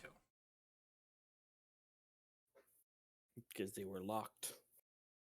Or just because you didn't go into them, like part of the lower floor never got explored, if I remember Oh correctly. yeah, there was that other half of the lower floor that we didn't go into because we were That's trying to right. get through the door that Aisha was banging on. And then a few rooms on the upper. I think there's one room on the uppermost floor that you guys didn't go into because it was locked that Aisha tried to get into. Pretty sure you didn't end up in there. And then you do have a key that looks like it belongs in the workshop where Corgan busted out some windows trying to help one of the newer members of the party. Yep. And Vivian was haunted. What do you guys want to do? Well, I think we should finish checking through this place. And then leave so that we can rest and Shibaru can prepare his magic that can dispel. She sort of Vivian gestures at the evil-looking fungal mass over there. well, I believe at least we could do right now is I could burn away the mushrooms so as to at least temporarily halt the haunt so it doesn't affect us if we try to come back in. Let's all get out of this room before you do that. Yes, Fair I don't enough. think we want to be breathing in fumes from it. As magical as it is, I don't know what would happen. Yeah. Vivian and Lillian are making their Oh, way out of that room. Before you exit the room, my weapons, please. Oh, right. Yeah, Vivian hands the one she has to Lillian, and then Lillian walks back in and hands them both to you. Thank you. Kind of holsters the musket and loads up his flame cartridge into his pistol. Yeah, out of character, I think you're safe. I think that haunt was targeted at me, but in character, we got to be safe. Yeah, you shoot one of your cartridges at it, at Atlantir, and you watch it catch flame, and you can like hear it burning up, and you start to see it, and the form, vaguely humanoid form, begins to collapse in on itself as it burns up, and you see these fumes light up from it. Like the job's done for now. All right, let's go. That ought to at least make the house safe for now. I guess we should also figure out if any of us who's going to use what of the things we found, because it is possible that if the house isn't safe, that things like the ring and others could be useful. I'm just like Corgan's gonna take that picture of himself. Oh yeah. Just for now. I know. think that's Corgan's. Yeah. Seems legit. Okay, let's talk about non-magical. Well, +1 leather. I doubt anyone here is gonna wear it. Someone needs to grab it though. Corgan will grab it because he can't be over encumbered. The War Razor. Is anyone gonna use it? I don't think so. Cool. Not Well- better than anything. Are you gonna use it, Atalantier? I thought about having it so that I could at least have some kind of melee capability. Okay. In case something Um, happens. Grab it. Old martial light weapon. I could Okay. pick up weapon finesse and use my dexterity for the attack. Oh, yeah, that's fair. That would give you another thing you can use. Sadly, it's definitely going to be it's sort of a backup because my strength means the damage is going to be pretty abysmal. Who's getting all the keys? Okay, so Atalantier should have one of them, the Decatur key, because he was searching the body. Yeah. And I would say the noble outfit too, as long as you can carry it. And then the small key rings, that would have been Vivian. Probably Vivi. Yeah. Yeah. So then we just need to decide who's gonna get the 2 rings and who's gonna get the stalker mask. Who needs a ring for acrobatics jumping? Since I do have since I probably have the most acrobatics at the party, probably best that I go ahead and take it. I'd Yeah, agree. You are pretty jumpy. And then who's gonna benefit the most from a ring of protection? I'd assume it's a caster. But then again, who here might not be who's more likely to be in danger that could regularly benefit from a deflection bonus? I would say the least likely are Vivian and Lillian, since they have spells that do deflection. But I mean, that doesn't take them off the board, right? It's not like they're using those 24/7. But I would think that would be better off on like I think honestly it would be best to give it to Corgan or Atalantier. Corgan, I feel like, because my high dexterity means my AC's already good. Then yeah, it goes to Corgan. As a note, actually none of their spells give deflection bonuses. That's not what any of their spells do. Really? Okay, Barkskin's natural, isn't it? It's not a... Barkskin's natural armor, mage armor is regular armor, shield is a shield bonus. Yeah. Okay, that's my bad. Yeah, so that is actually something they could make use of too. Now, that doesn't necessarily mean they are the ones who one of them should get it. I'm just saying they can also use it.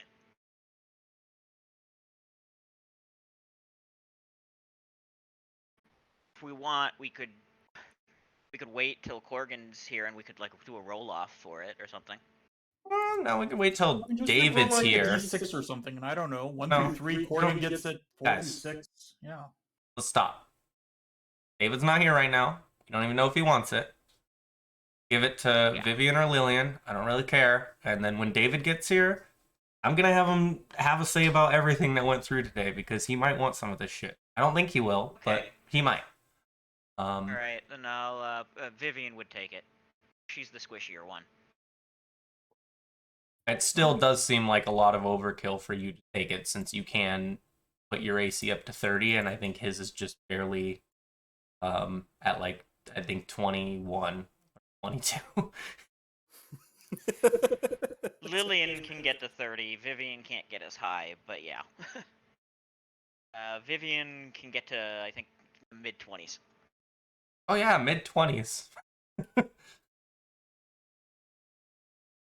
Okay, and then the mask. Who wants the mask? Someone's taking the mask, whether or not they're wearing it. Weighs a pound. Anyone actually going to use it? Sure, someone's going to use it. I mean, why not? Is anyone here good at stealth? That's the big thing it does constantly. I mean, let me check. my stealth is okay. It's not my class skill, but As soon as you put this on, you become insubstantial and shadowy, giving you a +5 bonus for your stealth. So if you're good at it, this will make you great. Don't have any. Neither of my people are good at stealth. Nobody else wants it, I guess I'll give it to Atalantia. Cool. It's all yours. Alright. There's a lot. I know I already read it, but I would go over it again just to properly understand it. Now let's get the hell out of here. I'm gonna do the one thing in this room, and then we'll go upstairs and we'll take our break at that point. Because I know you guys said you're gonna clear this stuff out, but I want to take a break because we're a little bit after the halfway point. Sure. The only thing in this floor is the room with pickaxes and the fungus that you guys avoided.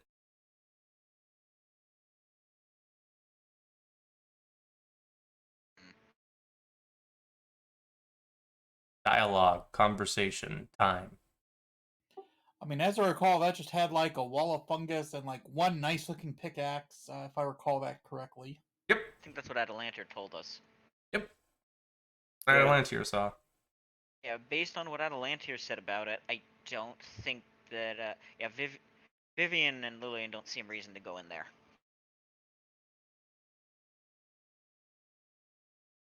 And Atalantia already had some concerns about pickaxes being completely abandoned pickaxes being near a large overgrowth of fungus.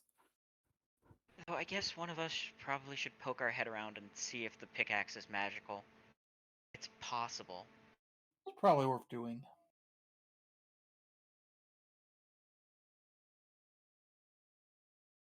Yeah, it detects his magic.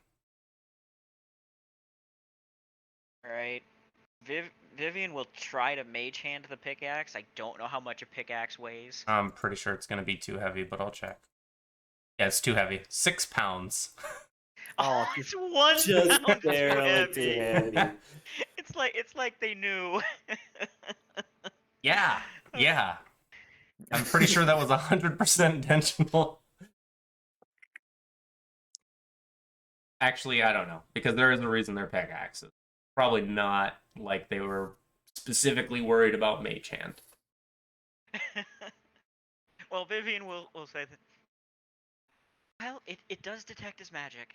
Let's move us So- over there if we're going to be messing around with it. There. Run down this way if you want to follow us, down south and then I'm west. going. Morgan's not going to Probably go grab remove it. all the- We should probably remove the combat buffs. Yeah, no more sickened and anything that would be gone in like 15 minutes. Awesome. Not gonna have you up by the front, Sim, just because you're not here yet. Keep it towards the back. How do I remove the stuff I put on people from people? Combat tracker. Blow up the individual with the little the little staggering man, and then you'll Okay. see the ones you put on next to it. Okay. I can help you with off of people. Got Atalant here clear.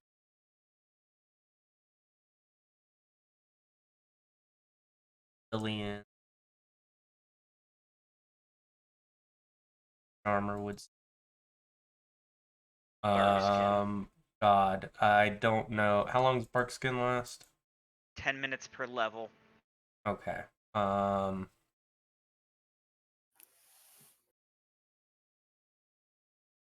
Fuck, I always, what is it? Yeah, so it would be gone. Mage Armor would still be gone, though. I don't, when did you originally cast Mage Armor? I'm pretty sure it's going to be here the whole time, I just don't remember. Originally casted Mage Armor at the beginning of the adventuring day for them. Okay, yeah, you still have.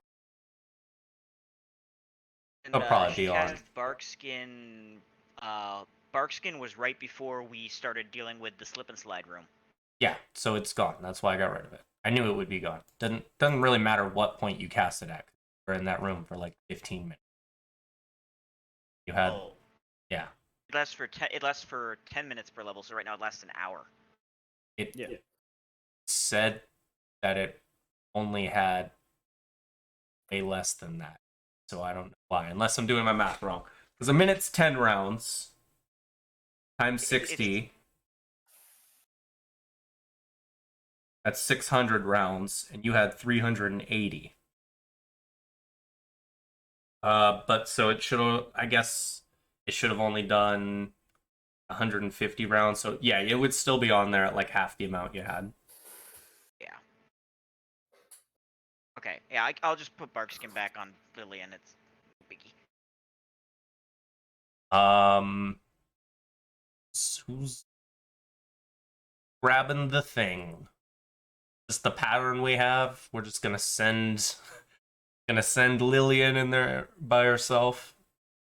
Well, I was still moving because Vivian was here because she had poked her head around the room to see.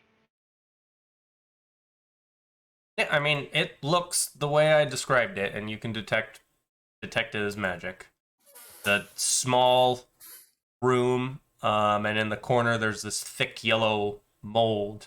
There's some pickaxes by a half dozen of them, one of which detects as faintly magical. Okay. I'll roll Vivian's Arcana, see if she can tell what kind of magic.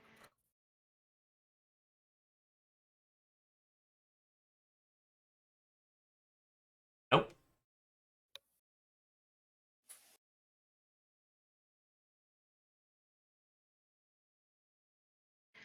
Alright, yeah, she is going to back up, and she's gonna let Lillian's gonna go and grab the pickaxe.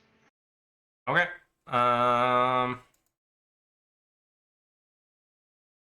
Fortitude save.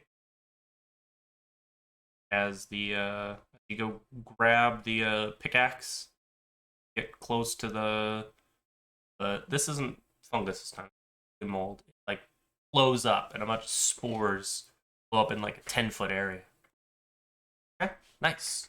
You now have pickaxe. Awesome. Lillian brings the pickaxe back. Guess, Vivian will try to identify the pickaxe. Really good call.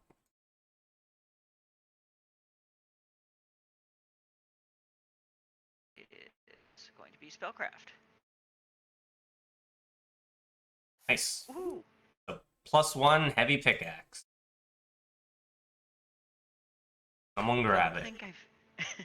I don't think I've ever seen a pickaxe enchanted as a weapon before. Probably dwarves.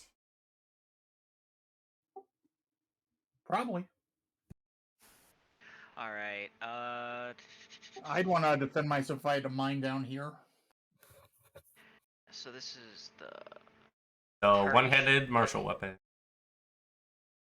Sure, Lillian can carry it. Cool. She has lots of carrying capacity. Cool. And then next, some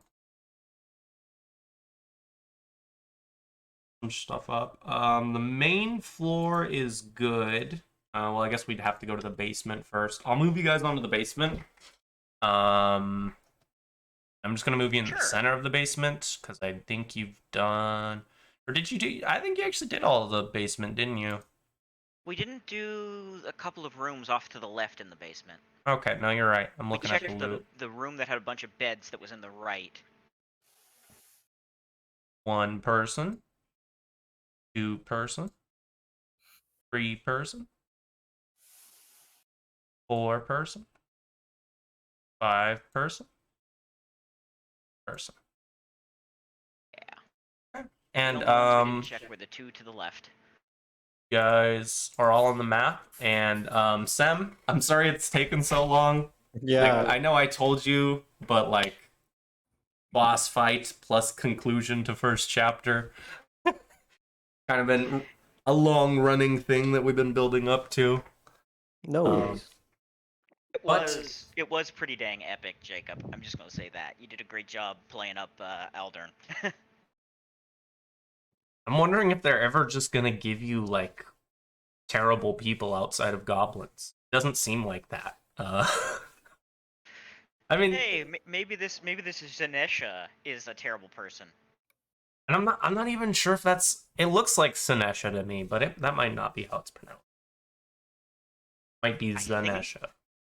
Yeah, I'm not sure how it's pronounced either. Normally X's are pronounced like hard S's or SH's. Oh shit. So But- Shanesha. I'm gonna go with Sinesha. But we will take our 10-minute break here. I know we're very close to wrapping this up, and then I assume heading to Magnamar, but we'll find out soon. We're gonna do a 10-minute break. We'll call it 29 after. Sure. Okay. Yeah, sounds good.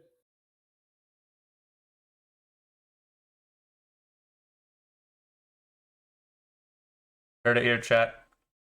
If you haven't yet, get up, stretch, get some water, use the restroom, maybe grab some food if you need it. But I will see you soon.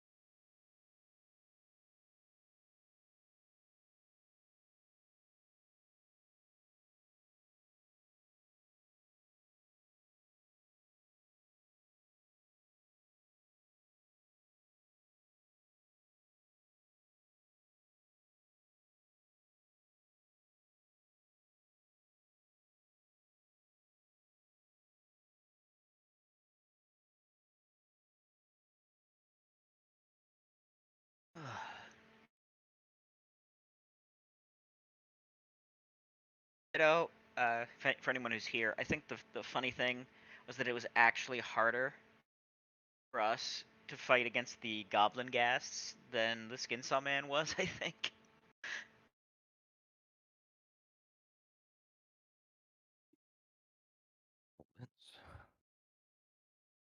Like, those ghasts almost killed us.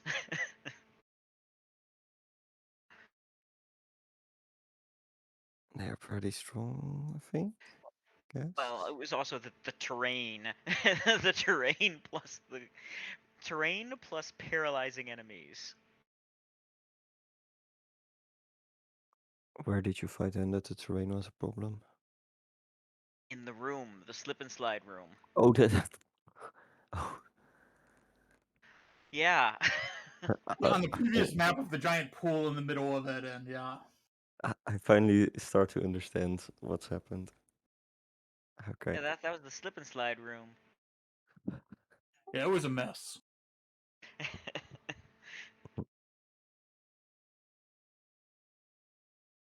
Yeah. Corgan actually would have been the best person to send in there, because I think Corgan has the best fortitude saves by far, but Yeah. we weren't going to send into the pickaxe room, but we weren't going to send Corgan in because his player's not here, so I think Yeah, that he left feels a Lillian courtesy. Lillian is the most robust other than him, I think. Lillian has a +5 on her fortitude save. I don't know what you have, Skylar.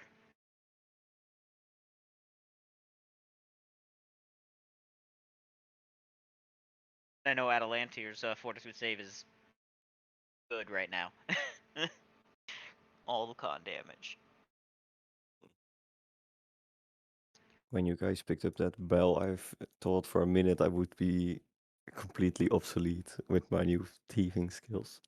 But luckily it only has 5 uses. Yeah, I'm Or are not you like a rogue or something? You'll be able to make good use of that mask then if Atalantia wants to give it up. Yeah, that's Oh yeah, the okay. mask. Did anybody actually get the chime? Is the chime in someone's inventory? I mean, it wasn't in the party inventory, so I don't know if I can assume someone has it. I'm the chime. We probably would have asked Jacob about that. Yeah. I mean, I never handed it out, but someone has. I mean, Well, if not, we are in theory coming back to the room anyway after a rest, so Tibaru can purify it. But I think probably Atalantir would have it because he's the one who's been doing our roguey stuff so far. He's been the door opener, be it with guns. That's one way to do it. Does it actually work? You can shoot the lock. It is a deed. Oh, it's wow. But it's not as good as just picking them. It definitely has been helpful. When I saw the Yeah, chime, the first thing I thought of was Pokemon, because there's a Pokemon called Chime Echo, and anytime it speaks, it says chime, chime, chime. Oh, Wait, yes. no, I love Chimecho. It's a great Pokemon. Chime Echo is kind of creepy looking, but because of its like voice and its lines, I like it. It has been quite a while since I last watched Pokemon. I think I was a kid. There's also Goomy, the little slime dragon that loves hugs. The Gumi is beyond when I stopped Oh. caring about modern Pokemon. Like, Chime Echo is one of the last ones I remember, and really it only sticks in my memory because James had them, and like pretty much every Pokemon James has. Part of that's is because true. James is amazing. Yeah. The funny thing about Team Rocket is that those people are actually really, that group is actually really talented. They're just also really dysfunctional. They're just bad at being criminals. They need to stop being criminals. They're good at other things. Like, they would actually be good at being good guys. But at the same time, like, they're following their dreams. So, like, who are we to Yeah. tell them? Sorry, who are we talking about? Team Rocket. Team Rocket from Pokemon. Specifically, How do we Jesse get on and the subject? James. Yeah, specifically Jesse James and Mouth. Meow. Meowth is a Pokemon who taught himself to talk like a human. That entire backstory is pretty sad, actually.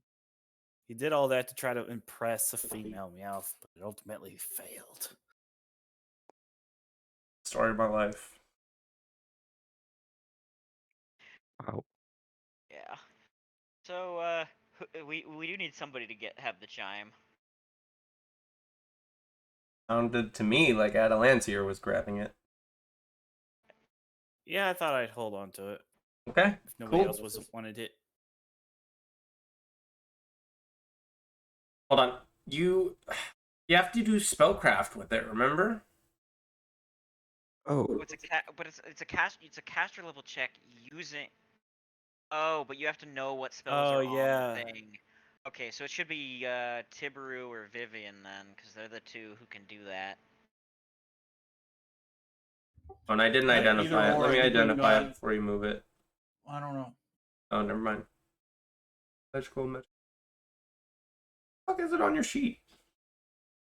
Here, let me go ahead and put it back in the party sheet for you. So it'll be easier to find. Oh, it didn't. Grab. I said grab. Thank you. Yeah, Identify. we have the Yeah, same bonus. We have the same but spellcraft, so I think I thought- you have the better knowledge arcana, and I that can do. also be relevant. So I thought we Also, already identified the chime. Oh, we yeah, we did. did. we're talking about we have to spellcraft to we need to know Oh, what is on things if we're gonna dispel magic on things. So Right, okay. That's fair. That's fair. Hmm. Still a very useful item, though. Yeah, you have to make a caster level check against the locker binding using the chime's caster level. And it's equal to the disable device to open the thing. okay. Which means having a It's- dedicated caster would be using it. Well, you literally have to have, like, someone who's not a caster can't use this item. Yeah. Because you don't have caster level checks. Nope. Even though this one uses a specific caster level, still have to be a caster to use it.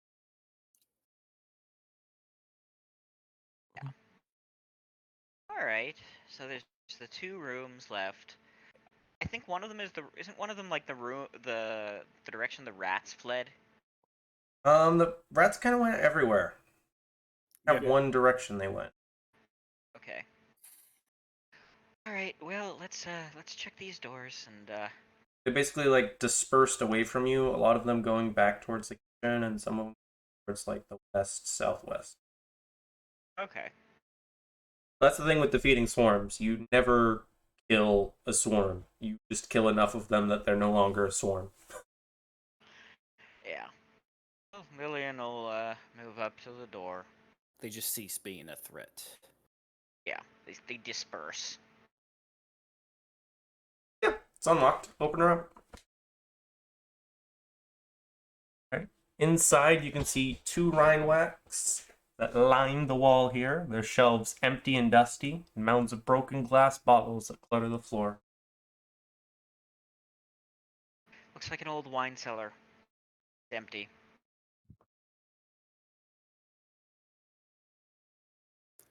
Then I'll open up this next door. Is it locked? Don't believe so. All right, then I'm going to open it. Yeah, once a pantry, this room has become a filthy, reeking lair of what must be hundreds, if not thousands, of rats.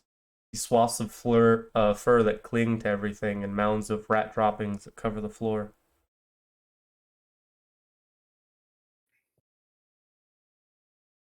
Found a rat's home. well, let's close that door. Mm-hmm.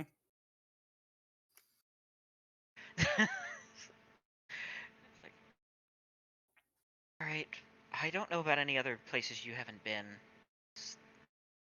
No, we haven't. We didn't really explore much above this, much above this floor. But I believe you guys were at the top. I believe the only room we haven't explored in the far upper area was very end. Having played these adventure paths before, do you really believe that, like, just because I say a room is full of random shit, that there's nothing in there? That is fair. Just because you Like, say that, you like, guys have rat gone into crud. plenty of rooms and found things that aren't immediately apparent before. So I'm just curious why, like, sometimes you guys are just like, you said the room's empty, it must be empty. And then sometimes don't you're like like, rats. this seems a little suspicious. Okay, that is fair. Vivian will look around. Like, on Vivian one and hand, Lillian will look it's a around. little metagamey, but on the other hand, like, you guys have done it in character before. Yeah. Rat. Okay. It's a rat infested room. Nasty. Yeah. There's Vivian looking around in the rat poop room. Okay, this is a little counterproductive, but in this room there is nothing in here besides rat shit and fur. Okay, and yeah, thanks, Jake. So Vivian spends 15 minutes sorting through rat shit and finds nothing. Oh. They're gonna look in the wine room too. Just Okay. yeah. Here's Lillian's, and then I'll get Vivian. The twins are like, oh, we'll check. Okay, and this is why I bring it up, because you guys pass up stuff like this recently fairly regularly.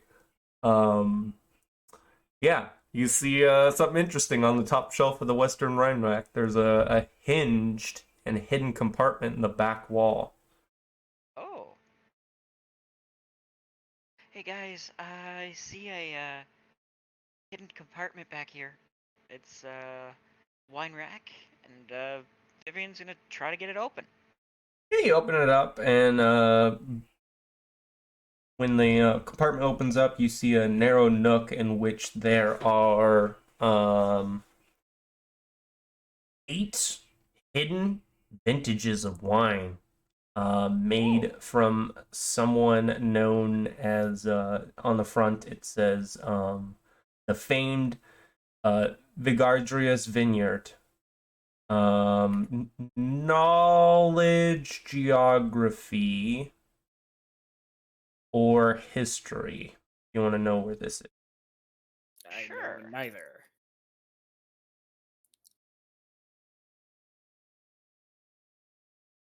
Okay. Yeah. This is, as it says, a very famous vineyard in Cheliax. Each one of these is worth $100. There's $800 worth of stuff sitting in here that you guys would have passed up. Well, okay. And Vivian takes these out and looks at them and is like, these are very, very expensive wine. Over over 100 gold per bottle. Like, this is the sort of stuff that you bring out for very special occasions. Yeah, well, we'll drink the cheap stuff and save this to sell. Yes, I don't think we're going to drink it, but it's definitely very fine. 8 bottles in there for whoever wants them. Alright, Lillian will carry it again. She has lots of carrying capacity. These ones are weird. They're a £1.50 piece. Liquid's heavy.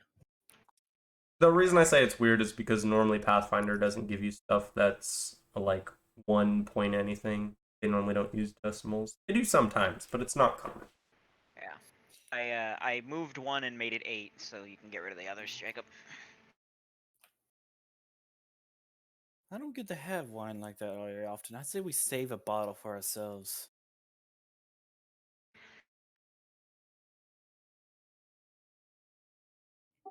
Attempting to celebrate our clearing of this house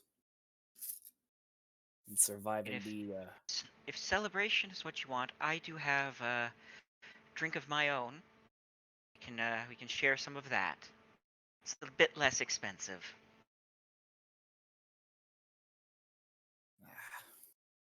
Yeah, we can get drunken Magnamar on much less gold.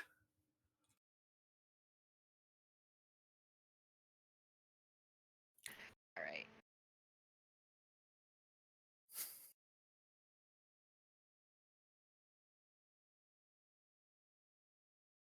I listen to these people, Tibaru. They think the only reason you drink alcohol is to get.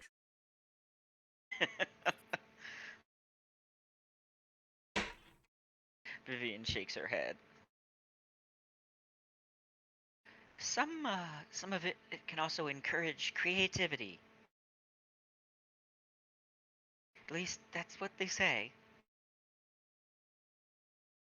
And some of it can taste quite good.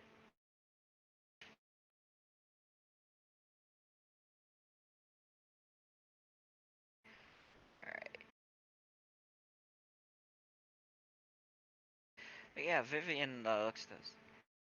So I guess we should check those rooms that you mentioned and see if there's anything there on the top floor before we head out. Indeed. And we want to check the room that had the windows, I think. Because there's the Oh, that door was- there. Wait, I thought we broke that door. I thought that's the door Corgan killed. Like in here, right? Yeah. This room? Yeah.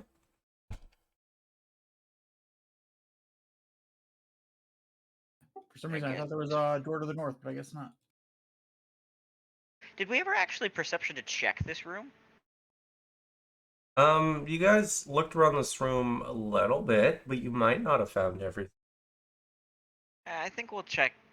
Because if I remember correctly, Vivian was starting to, and then she got majorly freaked by the mirror. Not by the mirror, by the images coming to life, and then ran away. And I don't think we ever actually searched the room properly after that. So Vivian, despite not really wanting to, thinks that there might still be something to find here. So Yeah. I know this room, at least, although it's a terrible idea, had like magic books relating to lichdom, and Tiburu's going to want to grab those for a Library of Nethys somewhere.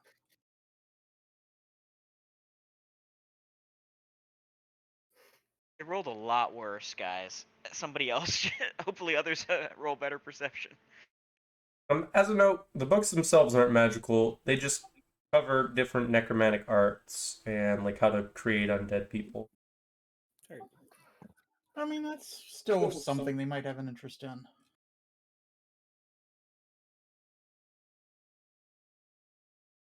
Yeah, knowledge. Nethys is all about knowledge. Yeah, I don't know how much lich knowledge is really floating around out there, but I figure it's something the Order would want to have. Not much, but you're able to like. You're gonna have to take all these books with you if you want to transfer them properly, because you don't have the gear. I assume you don't have the gear on you to like properly take these things apart in like a surgical way. These are like No? worm eaten and crumbling, so you're just gonna have to carry a bunch of books with you to get to a place where you take them apart yourself or give them to someone. I mean, we've got the cart outside, so yeah. For now, yeah, you'll take them.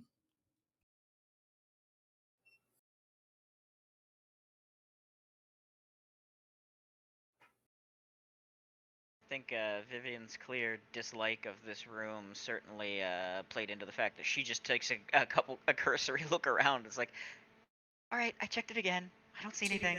I'm out of here. She leaves immediately after that. Atalantir. Maybe those iron cages with rats in them. Maybe that's what the key goes to. Okay. Yeah, I'm gonna check the cages. Yeah. As you're checking the cages out,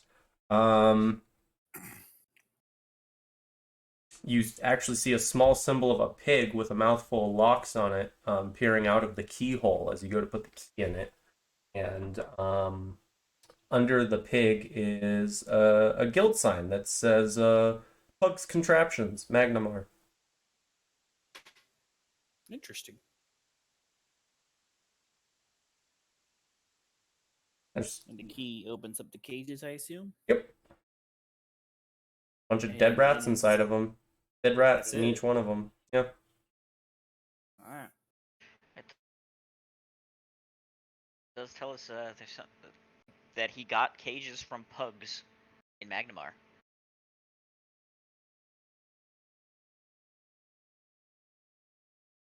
Well, it looks like this key is a some kind of jail key. Don't know what else it would go to though.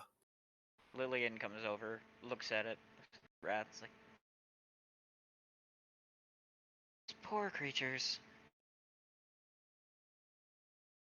locked away and to die like that. Is there anything Maybe, else in the cages, or is it just a bunch of rat corpses? They're just dead rats. They're not big cages. They're big enough for rats to be in. Small rat cages. Well, I think we should. I think we're done with this room once. Once you get all your books, Tibaru. I know my sister wants to be as far away from this room as possible. 'Cause, I don't think she liked having to fight us. No. So yeah, Tibaru will grab the books and jam them in his pack as best he can, and we can continue on.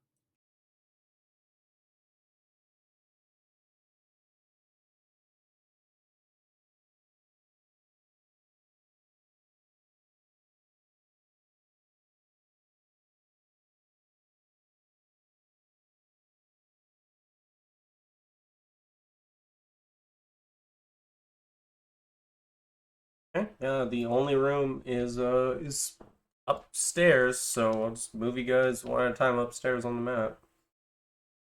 Same Alright. map. Yes. Oh, that kind of works.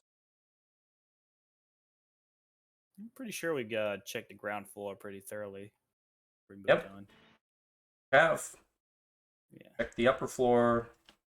Although I do remember there was that one locked door I don't think we ever tried that was beyond the where Atalantir had his first experience. Yeah, there is. I don't know what floor it was, but also the door that Aisha was trying to get through that was supposed to be Aldern's study. That's That I think that where I was put you here. guys. Yeah. In the attic. Need to go from the basement to the attic. I think it was the one between the twins. No. I think it was the far left one. Have Oh. you actually? I don't think you've been in that room either. Let me double check. Because that one still shows as closed. Yeah, you haven't been in. Actually, you haven't been in that door or the one in the top left. Down the hallway that farthest forward three of you are. Twins and Adel. Okay. There's 2 rooms here you haven't been in. Well, Lillian sees the door shut. She's gonna try to open this one. Okay. I mean, it opens.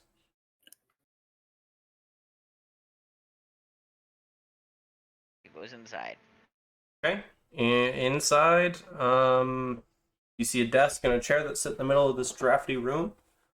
Chimneys rise to the west, while to the east, 2 intricate stained glass windows are set into the wall. The northern windows depict a dark-haired woman with pale skin, large green eyes, and wearing a black and red gown. With both hands, she wields a jagged iron staff. The southern window's lower half has been broken and patched with canvas. What remains of its upper half depicts a handsome man dressed in regal finery and a crown of ivory and jade. Small scorch marks mar the wood near the broken window. A battered and ruined telescope lies on its side near the desk, and a large trapdoor in the room has been tied shut by several lengths of rope. Looks like there might be something here. Can I get perception checks from everyone? Sure. Certainly. Vivian. Lillian. Nice. Were some really good perception checks. Yeah, you all smell the stink of burning flesh. I got a will save from Tibaru.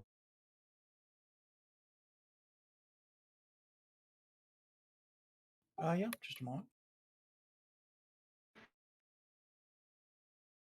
Gonna get a will save. Oh god, more haunts.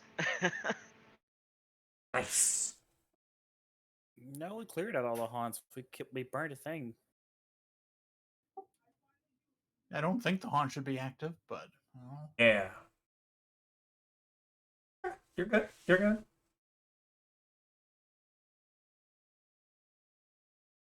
Okay. Search the desk. Vivian will search the desk. Okay.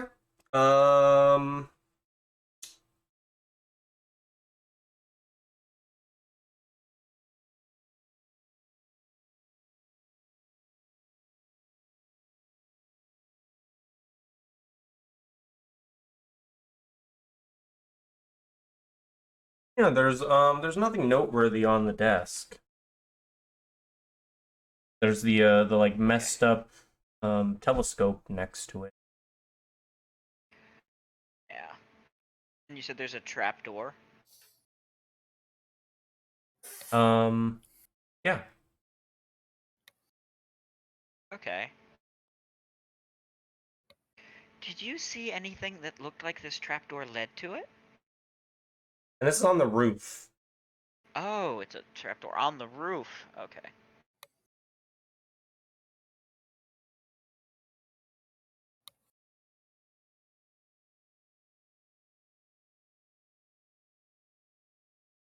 Do we want to look and see if there might be something beyond that trapdoor?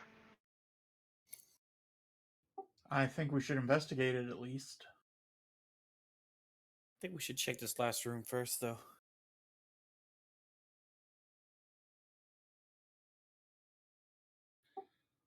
We might want to investigate that telescope as well. Yeah, Vivian will detect magic and look at the telescope.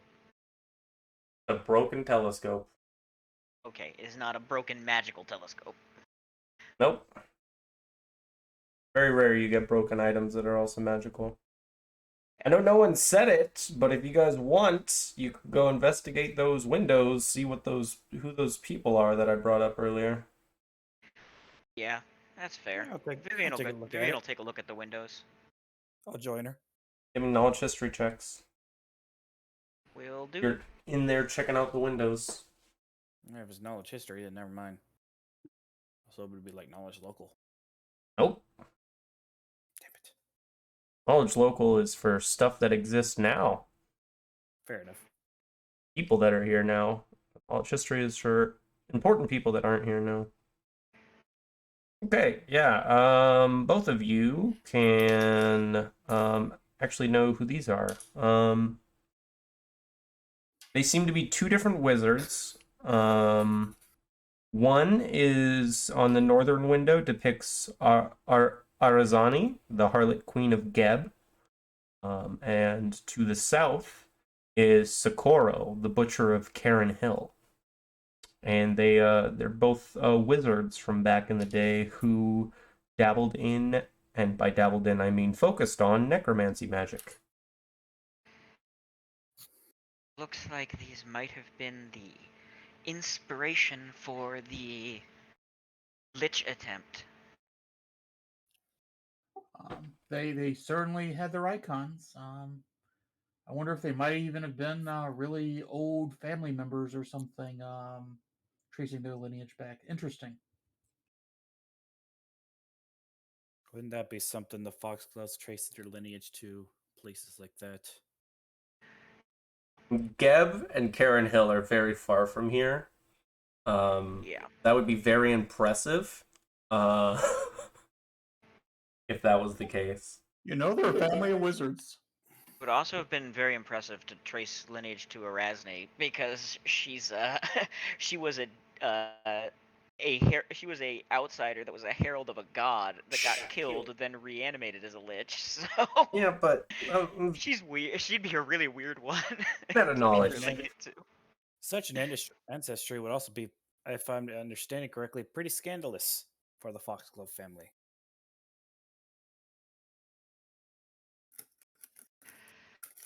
Yeah. Matt, I Okay. think it is the first depiction of non-family members that we've seen in this household.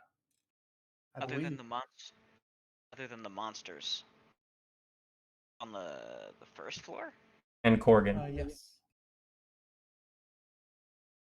All right. Lillian's also gonna try to open the trap door. Technically, the person who has the most depictions in this household is Corgan. Oh God, yes, that's true. All of the. I mean, I'm not giving up on Corgan being the illegitimate son of Alden Foxglove somehow. He's like a half dwarf. I think we've some of you guys even met Corgan's family. I think. Listen, he doesn't know. Yeah, but Lillian will try to open the trap door. He really looked that similar to his father. Oh no. Son, Corgan you're would adopted. say he does.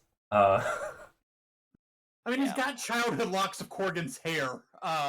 It is pretty creepy. How did he get? No, I didn't say the locks were from his childhood. I said that they were his hair, and they He had had his beard brush. and his beard brush, though it wasn't beard hair he had. And then there was one of his childhood where was the hair toys from? and the first hammer that Corgan ever used. Creepy. I mean, seems like a lot of stuff a dad might have to me, but I'm just saying. Are you Yeah. crazy? Just like Rose from 2.5 Men levels of obsession. Yeah, but unless you're gonna try opening that trap door, that is what you have in this room. Lillian is going to try to do that. Okay, give me a strength check. Will do. Unfortunately, that is not enough to open the trap door. It seems to be stuck. Not able to unjam it. Heavier than you would think, since gravity should be helping you.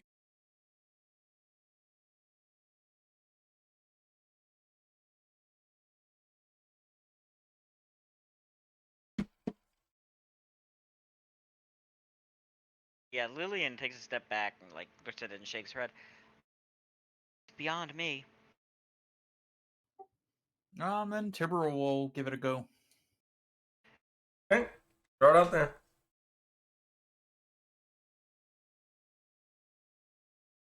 Nope, still jammed. No way? Jeez. What kind of strength check were they expecting us to roll for this thing?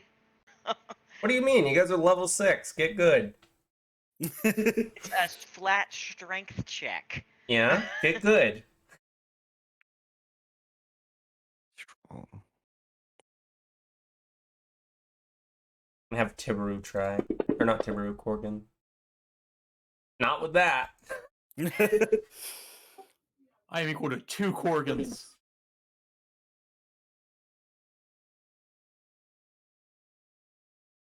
I feel like this is where having a barbarian in the party would be very useful.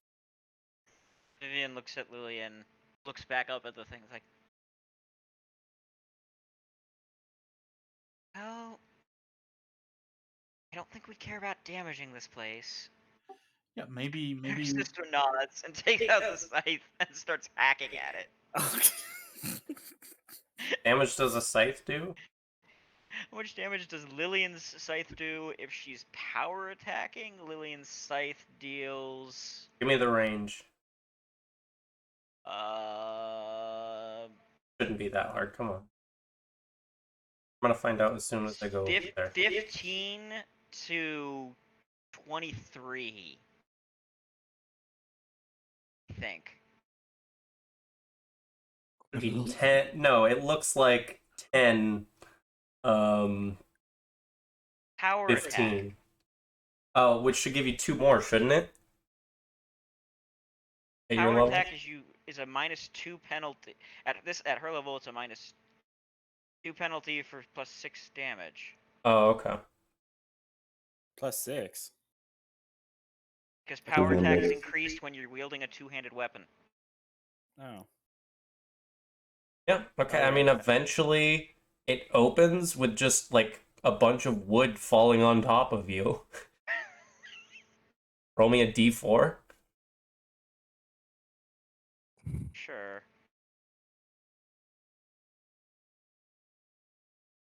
and take 1 point of damage from the debris falling on you. And you can see the sky. You can see fog above you.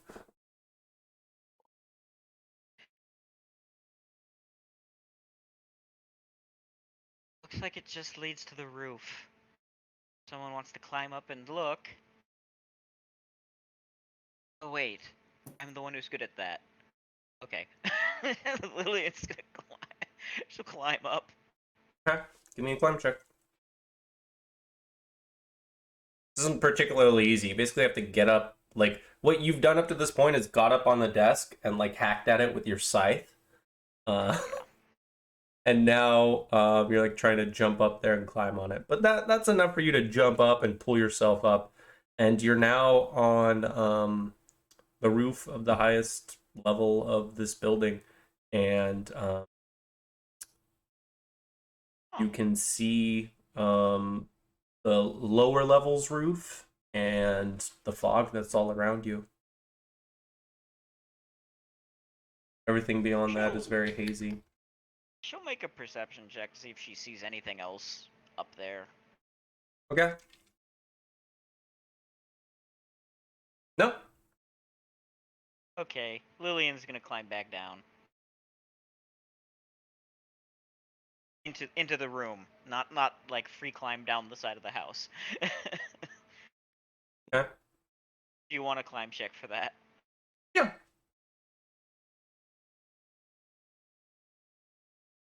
Nice. Climb back So down Lily- onto the table. Lillian climbed up, comes back in, shakes her head. Looks like it was just probably for use with the telescope. You know, go up, look from the roof, but there doesn't look like there's anything up there. I think we should probably check that last room. Okay.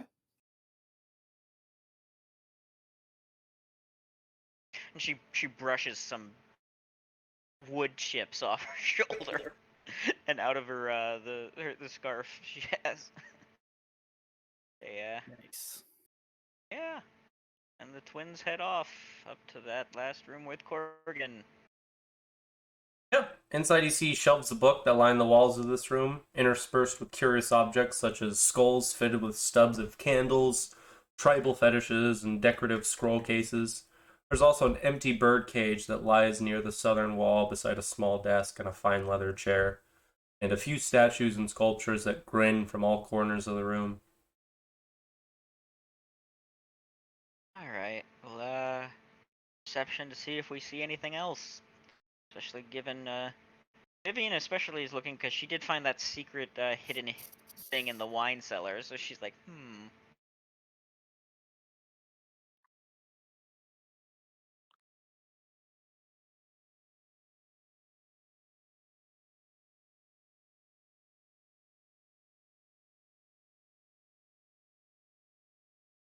Amongst the books, Tibaru, you find a bunch of old accounts of safaris and expeditions, and like the odd excerpt from like Pathfinder Chronicles. Um, kind of a big collection of those, and Vivian and Lillian. One of the more impressive pieces that sticks out here to you, really to everyone, is this old painting of a bullfight. It has a plaque on it that says "Throwdown in Swinetown," and in it you see vast crowds jeering and cheering for the bullfight. Well, specifically for the bullfighter to continue. And you see this huge bull towering over him. Its cruel forward junting horns, each the length of a spear, and there are dozens of bodies lying in the street. The bull has clearly rampaged through them already, and although a score of brightly colored spears jut from the creature's flanks and back, it still rages on. Can I get knowledge history checks related to this? Anyone Sure. can throw them out.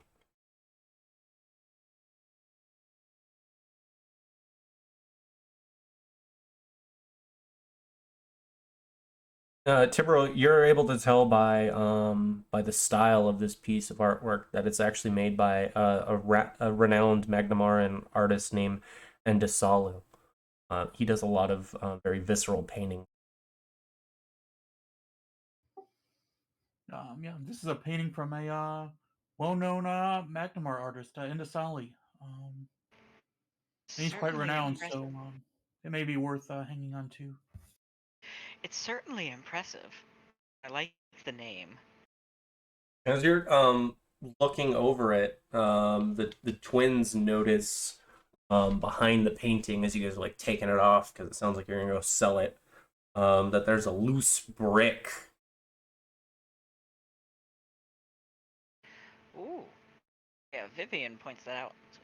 I think there might be a compartment or something behind this brick. She'll finagle the loose brick out. Yeah, you pull it out and you see like a little secret little niche behind it.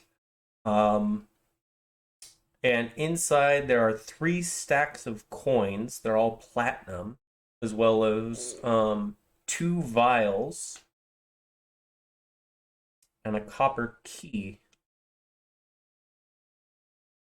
Hmm.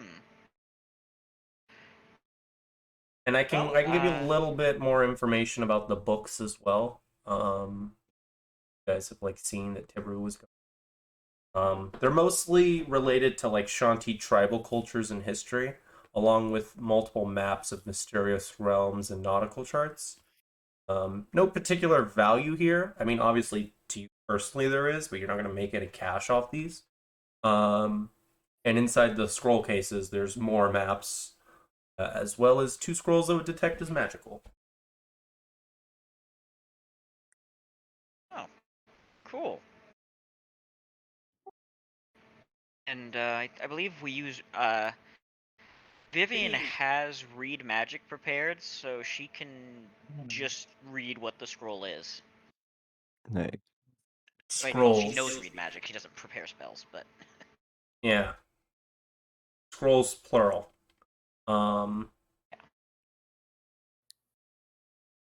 Yeah, so in total, 20 platinum.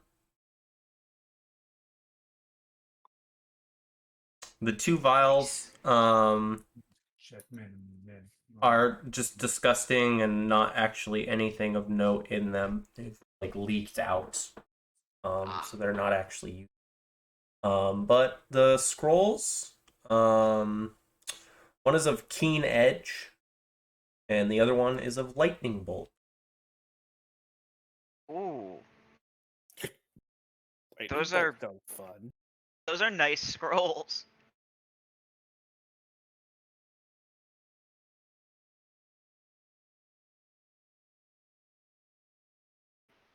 I need to check what What? check what spell list Keen Edge is on. Keen edge is not on the summoner, and it's not on the Okay. cleric. Neither is lightning bolt.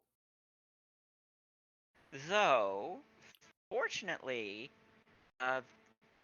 Vivian could take them because Vivian does have UMD, and she's pretty good at it.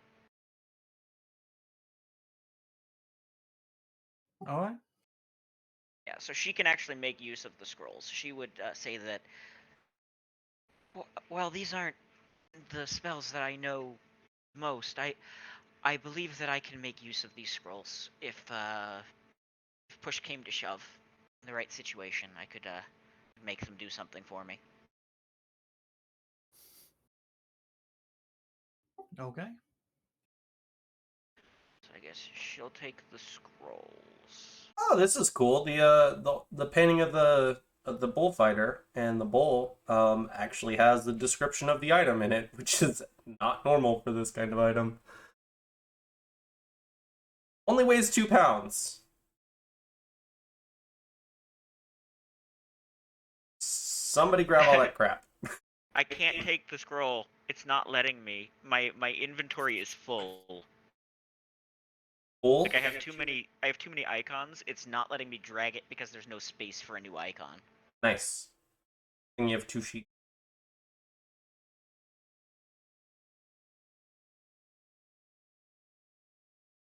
Yeah. Okay. Yeah. It seems weird that it's not letting you because I definitely have more than 18 unique items on my character sheet for a 7th level character. Okay. Well, maybe I'm doing it wrong. Oh, there we go. Slow down Okay. is probably the answer. Was it not wanting to drag over the ribbon? Yeah, it It wasn't. does that It, for me like sometimes. I had to stick it like between two of the ones that already existed, which was odd, but it worked. Normally drag them down to the bottom?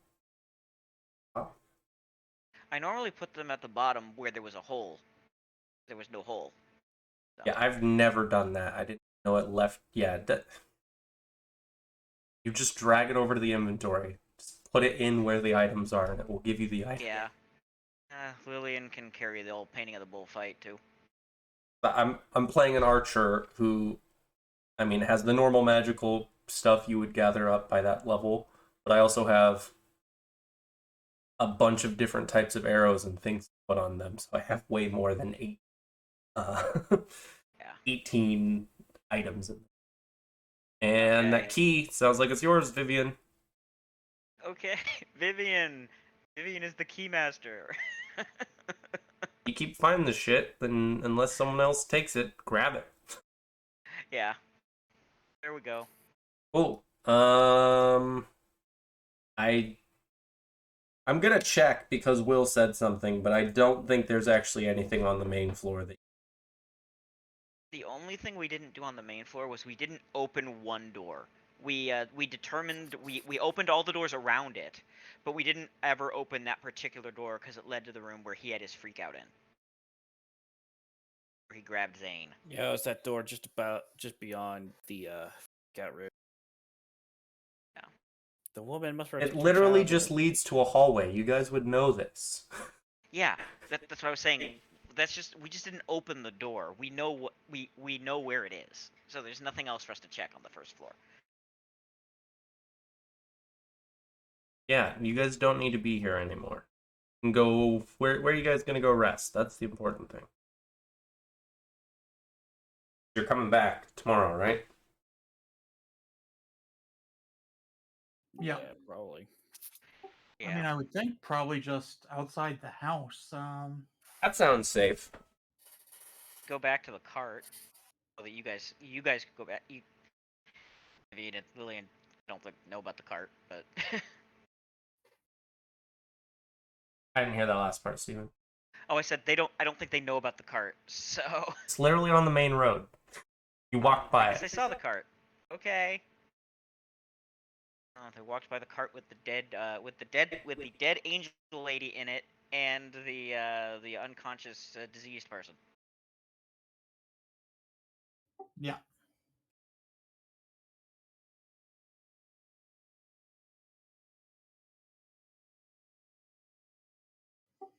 Because I don't think we want to spend the night in the house, even if the haunts are neutralized. Because I don't know, it's a spooky ass place. There are beds. I am not spending a night in here. No. Vivian shakes her head emphatically. You could have like a scary movie episode.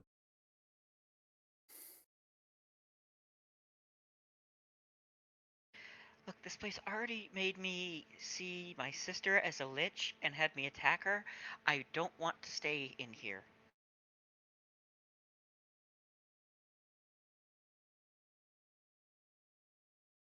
And from what you've said, it killed one of your friends. So I don't think this is a place we want to stay.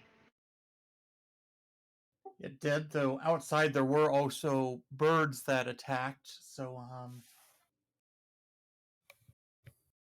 it's not exactly safe out there either.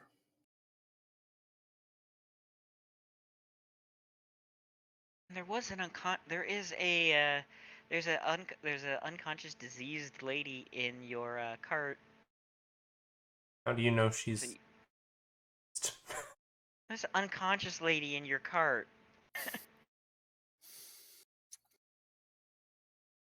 That's true. I think if we were going to stay in here, which I don't want to do, we need to get her. You know, I don't think you want to leave someone out in the cart overnight.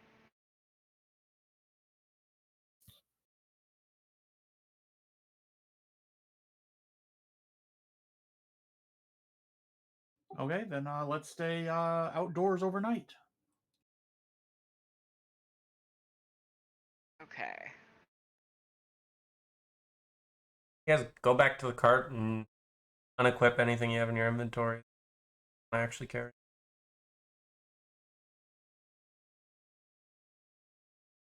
All right. And before they settle down for the night, Tibru has a bunch of stuff to cast on people. He came loaded up for Ghoul, so he's actually got a couple of removed diseases and lesser restorations that Atalantia might need. That lady might need one or two of those too. Oh yeah, the sick lady. Yeah, she already got one of the cure diseases. Yes, we did. You did remove her disease.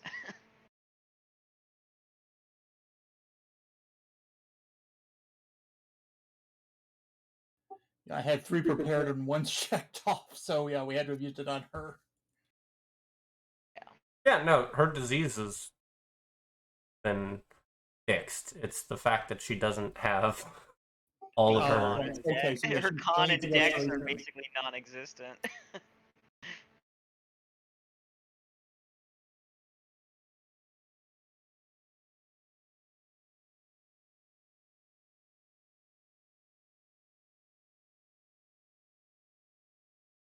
Then yeah, let's do a lesser restoration for her, a lesser restoration for Atalantia.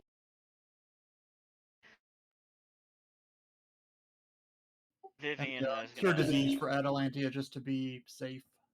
Okay, let's do them one at a time. Just tell me where they're going. Tell us where they're.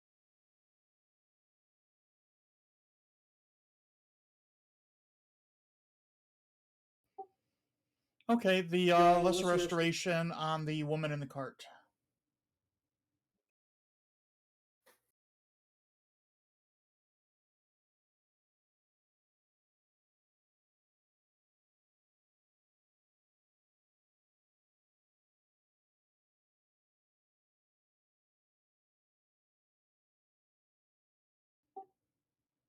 And I don't know if I need to roll anything for that, but the 1d4. Pretty sure that's just it.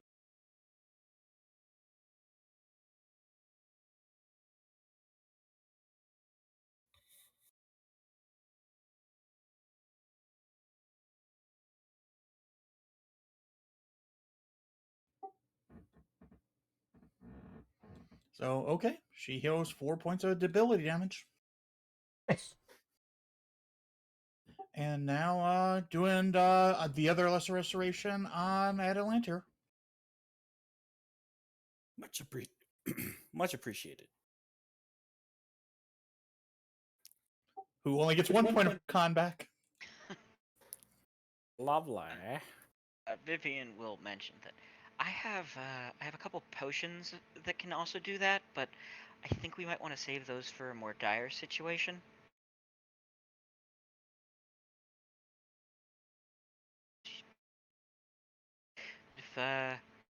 If we end up in a situation where you're in really bad shape, I have some that you can use.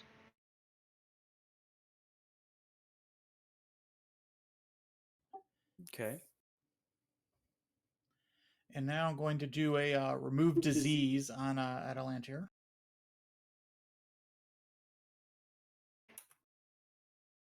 All his ghoul and ghast bites, it's probably a good idea.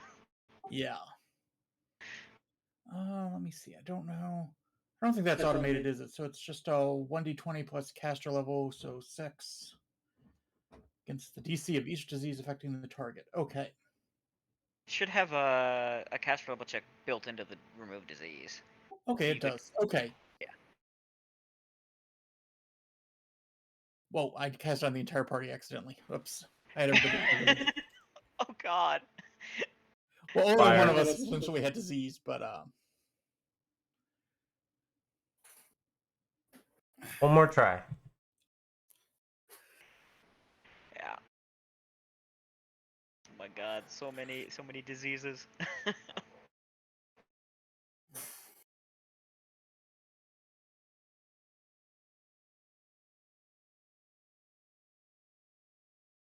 and it's not letting me untarget people for some reason, so it's about to spam again.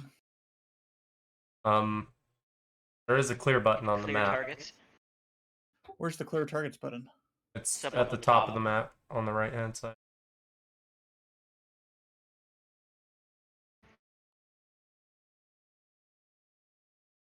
Ah, that did it. Thank you. Welcome.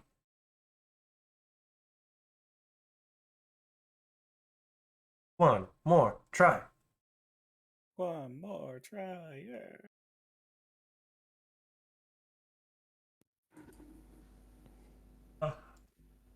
Probably pull a ghoul up just to sure I have the number right. Uh-oh. Well, 9 is definitely not enough. Can I use my reroll on that? And No, let me try it again. Probably a pretty good thing to re-roll. That might be high enough.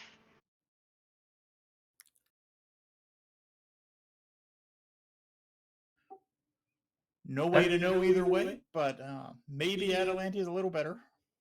Yeah, maybe he no longer has ghoul fever. If he ever had ghoul fever, because we can't be sure, because we don't know for sure in character. We just know he got bit a lot.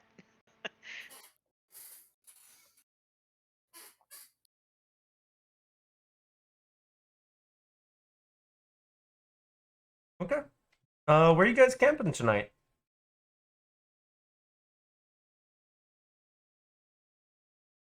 Atlanta would speak up. I think maybe I think maybe if we're going to sleep outside, we should try to find somewhat defensible. I think bringing the cart around and camping in the ruins would be our best bet. So, oh, wait, I don't know about that. I don't know, because I wasn't there for this.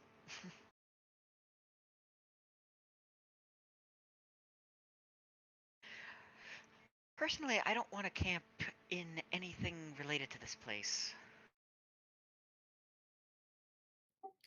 My last channel positive energy healed a little bit.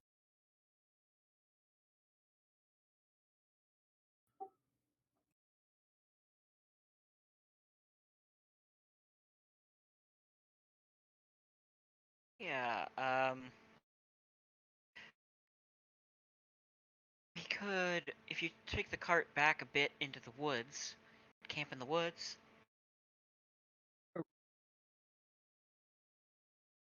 Though that would mean we'd have to travel back here in the morning to purify the place. This just doesn't seem like a safe place to camp.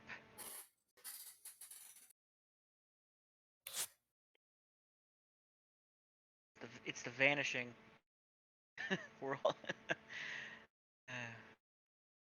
I guess we can camp in the ruins. I mean, it is a defendable position. There aren't swarms of ravens. While you guys are setting up camp, I slowly approach from the distance towards the ruins. Maybe a little bit more description than that. You are I'm, coming through effectively like very weird fog bank that's masking this area. But I would still like a description of you if you're going to attempt to introduce at least a visual one. Let me see. I'm an elf.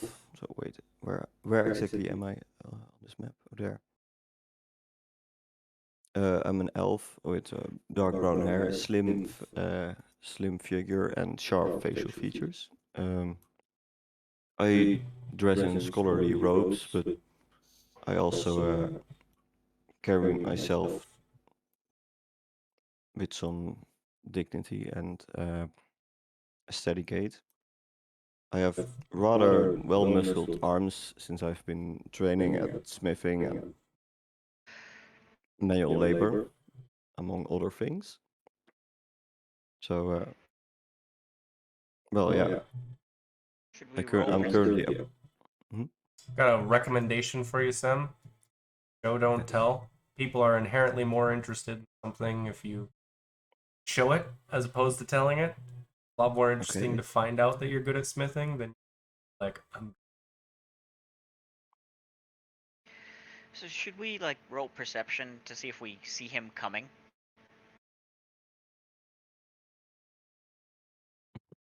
I'll tell you if you should. Well, I am approaching the ruins. Then.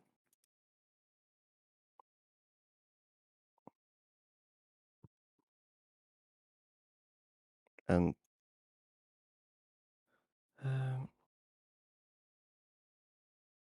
hello there. Are you guys also investigating the happenings that have been the things that have been going on in these ruins?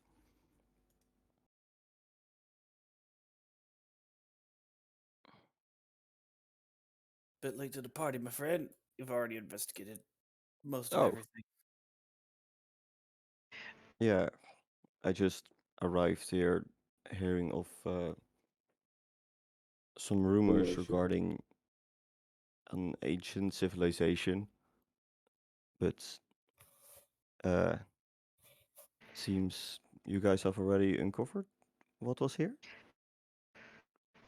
This was the house of a man gone mad, turned into a ghast who was killing people. I don't think there was any ancient civilization here. Lillian Maybe sort of steps up and shakes her head too. maybe I Yeah, have the wrong runes. The only thing we found that was older than the house was the cave, but the cave looked pretty natural. Hmm. Also, who are you? I'm a scholar from Kayonin. I came here to research the history of the Rune Lords. The ancient mages. Thought they had once lived here.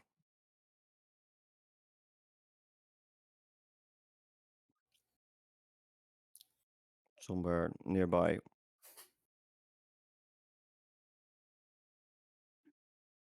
So I thought these runes would be one of theirs, seeing as it is so crowded here. But apparently it's not what I was looking for. Well, it is very good you did not arrive a day earlier, or you probably would have met a terrible fate. There was a ghast and his pack of other ghasts and ghouls that infested this place. Oh, how did they get here? That's what we're investigating now. I think it has something to do with a brotherhood and someone named Zanesha. That doesn't really tell me anything. Is there anything you know about this brotherhood? Like the name of it? I see something happening. I normally wouldn't do this, but I'm gonna interrupt because I know Yeah. you guys. Give you a name and then you misconstrue it and then you never use the right one. They never said brotherhood. It is not a brotherhood, and I want to stop it now because otherwise you're gonna call it a brotherhood until you're done talking about it. Okay, brothers. Others? Brothers and Zanesha. And The- we told you, or I told you what I know. We don't know that much. We just found a Hmm. letter. That's kind of the extent of our knowledge. And it was from Magnamar. So that much we know. So that's where we were going to be going next. The Brotherhood, the brothers were from Magnamar, or the the latter. Let's see, needs to find some.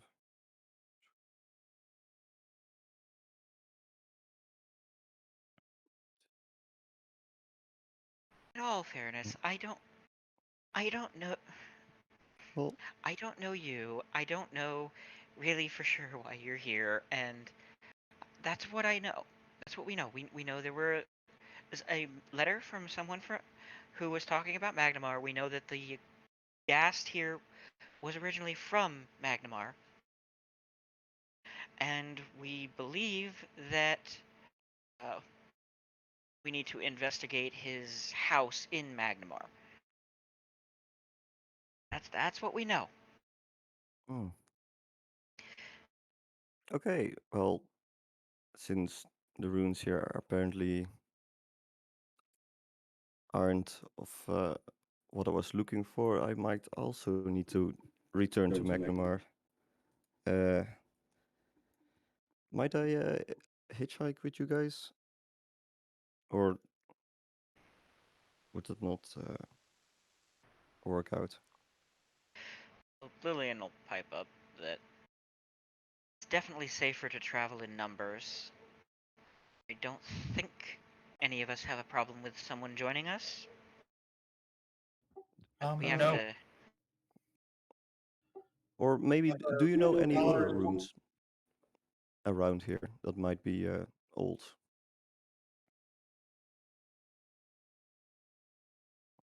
Or, There's some shit Corgan could say right now, but I'm pretty sure if I do, that just means that fucking Gillian leaves.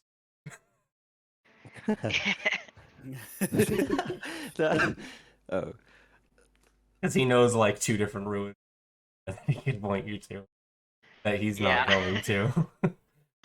Yeah, there's a very old structure in Standpoint that's widely believed to be a lighthouse, although we now believe it was actually a offensive structure. But and there are old labyrinths beneath the town that are sealed up. Um, oh. Uh, do you know why they are sealed? The the labyrinth here. um, I don't. Yeah, Corgan would tell you because the group that he was with originally when he first got to Sandpoint killed a demon and mutated goblin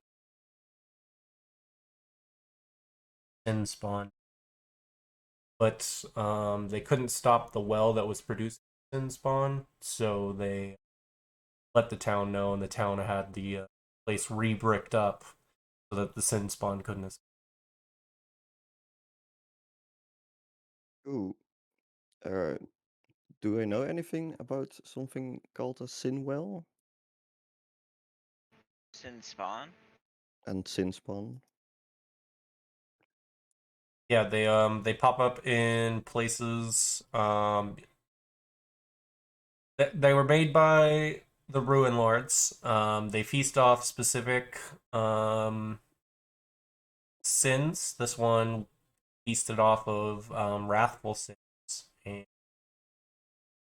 they get filled up with souls up to a certain amount of points, and eventually, some blood in them. They uh sin spawn.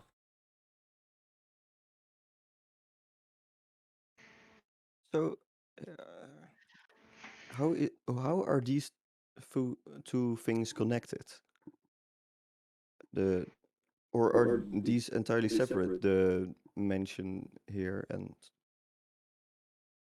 the Sinwell that you guys apparently know a lot about. We don't know. That's not actually true. Corgan does. Uh, Corgan has a connection. The Sahedron ruin, the the ruin that the Ruin Lords use to represent their 7 schools of magic has been used in the ruins we found, as well as by the man here who was a ghoul and had infected all these other people, ghouls, and with ghoul fever. So somehow he's connected to it, but we don't know how. So, oh, you found a connection. Then I would really, really want to well, help you find out what caused this, since I'm really interested in these histories and in the history of the Rune Lords, and if there's something would be still left of them, I would like to find out.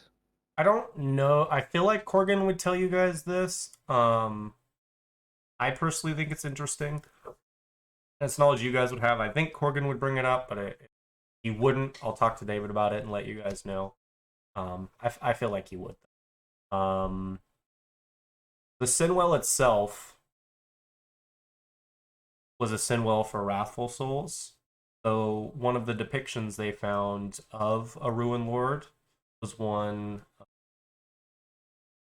of a very angry woman that some people believe not be representing wrath, even very angry. And the information they got here talks about the sin of greed as opposed to wrath. So it's connected, but it's not the same.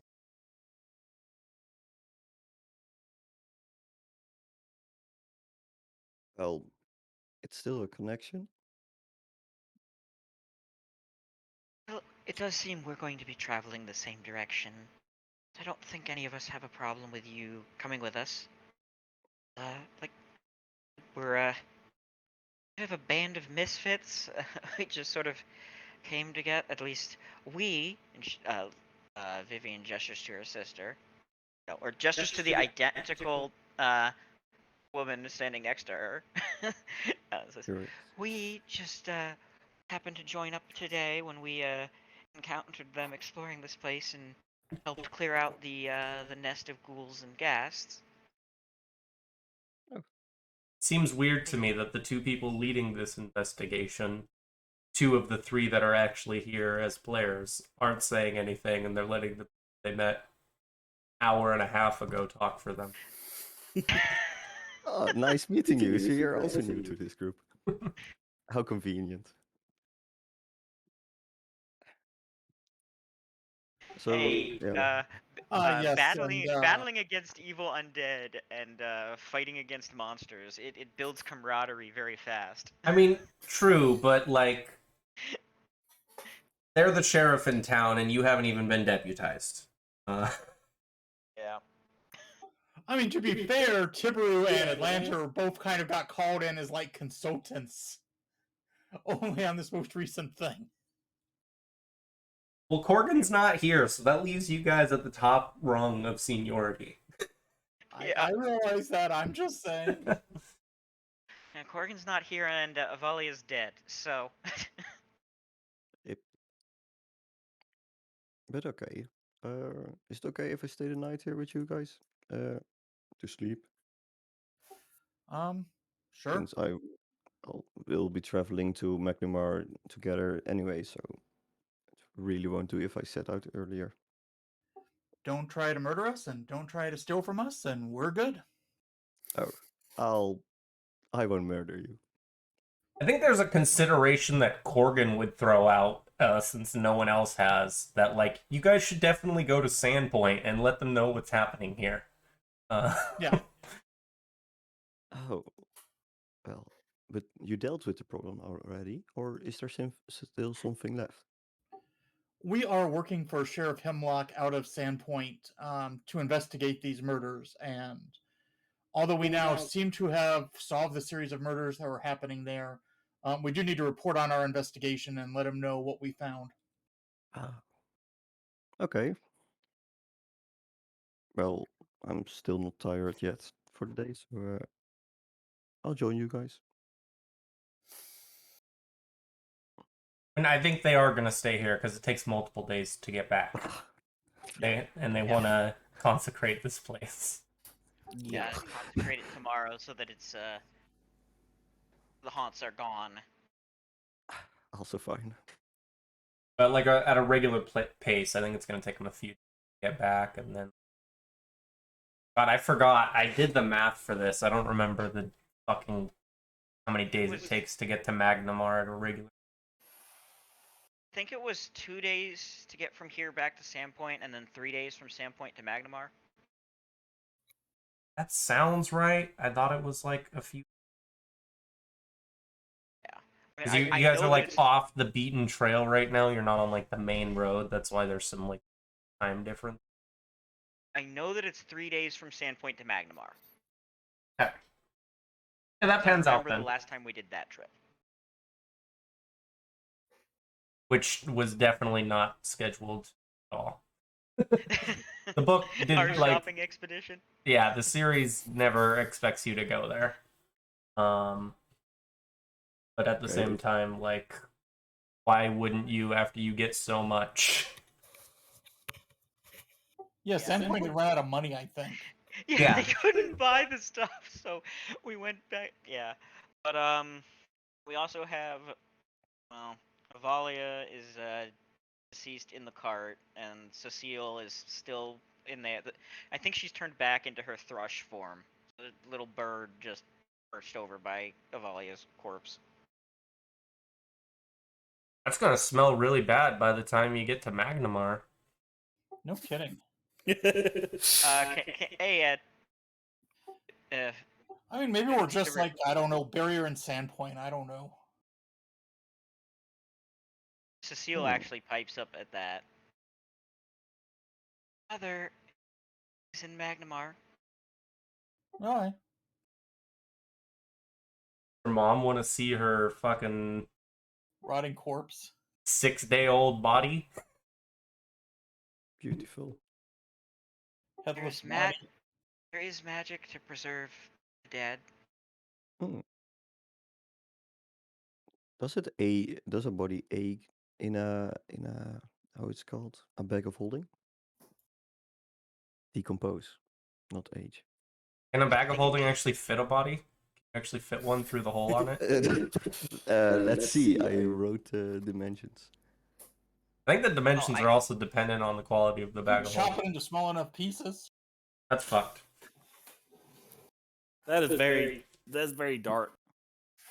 30 cubic feet column to 250 pounds. I'm talking about the opening specifically. Cecile also will pipe up that between her resources and her mother's, I believe that she may be able to come back. So if we take her back to Magnamar, I know that Arshea still had plans for her.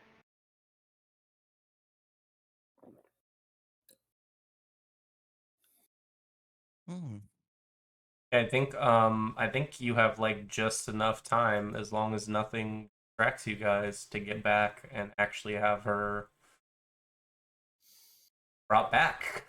Land of the Dead. Yeah. She'll lose most of her stuff because she'll have to sell her gear for that. You'll have to sell her gear, which Cecile has just said she'd be cool with. But yeah, you could get her raised, and then she could continue to live and do stuff separately. Okay. You can also cast the Gentle Repose spell, which is what Cecile was talking about, and it is on the cleric list. I believe it's a first level spell. No, it's a second level spell. Okay, it's a second level spell, but you preserve the remains, they don't decay, and it extends the time limit on raising that creature with Raise Dead. Days spent under the influence of the spell don't count against the time limit, and if Tibaru was to prepare it, he could cast it once and it would last for 6 days. So her body would stay exactly as it is for 6 days. What you're suggesting is he takes both his... I mean, yeah. Second Not level burning that spells. slot today because we need the lesser restorations for Avalia. But Avali is dead, but yes. Or for Atalantia, but Lantier. and Yeah. and to consecrate for the house. So yeah, you're not getting preserved today, but maybe some other day in the future. Now that does leave you. You have 3 slots, don't you, for second level? I do. I mean, you don't have to. Like, it really doesn't matter. I can chuck her in the bag. Just more a question of would you? Would you preserve her so that she could be raised for sure? But I mean, Atalanta's probably going to take 2 lesser restorations, I'm guessing, possibly more, because she still has what 4 points of con damage, I think. I mean, he's gonna heal 1 when he sleeps.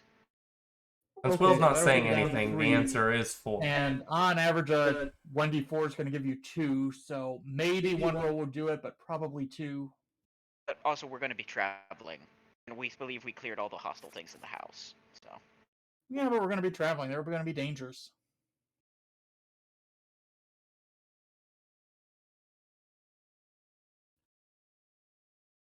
Nothing dangerous at all. The needs of the living supersede the needs of the dead.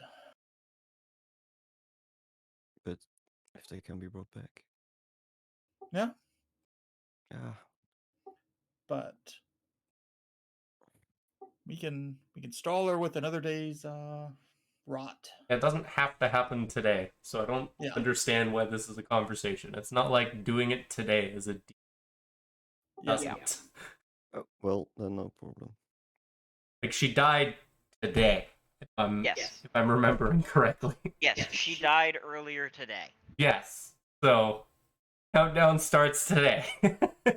And She yeah, is we're probably fine even without that magic. And with that magic, we stretch it out another week or so. So yeah. You can renew it. You can keep casting it indefinitely if need Okay. be too. That is what. Yeah, it is the spell for. That's the Just main carry reason that around spell this exists. headless paladin with us everywhere we go. Well, that wasn't. Yeah. Wait, what? She didn't cut her head off. Okay, I thought you cut her head off. No. Oh, she just impaled herself. Yeah, she stabbed through the heart. Okay. Good old chivalry style. You're too late. Yeah. Man, we wake Yeah, up. Cecile thanks you for the willingness to do that, to bring her back. Thank you. Only Steven would find a way to roleplay 3 characters at the same time. Look, I didn't expect this situation. You crafted this situation. I didn't mean to. You accidentally made your characters. I didn't expect Ollie to die. You might even get in a conversation where you have 4 different characters who RP with each other. With themselves. Anyway, yeah. Anyway, yeah. Okay, sorry. We'll wake up on the 3rd Serenith, good old Friday morning, where you definitely would have had Ghoul Fever at Alantir. There were 2 different times I had you roll for it that you got it. Double Ghoul Fever. Ooh, yeah. Would have set in today based on the rolls. But Subaru got you hooked up. Magnamar, look out for Magnamar. Yeah. Right. Okay. I guess we would go back in. To the Does everyone here have purification thing. rations? Are you good on those?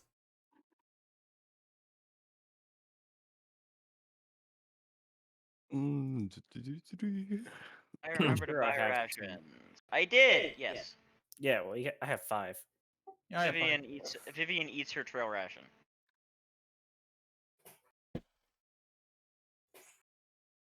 Cool. What do you guys do? Oh, does Gillian have food? I forgot to add that.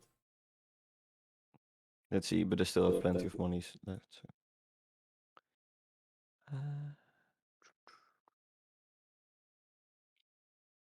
Do I just, well, really should. Okay. And yeah, I guess we would go back in so that Tibaru can cast his consecrate. Yeah.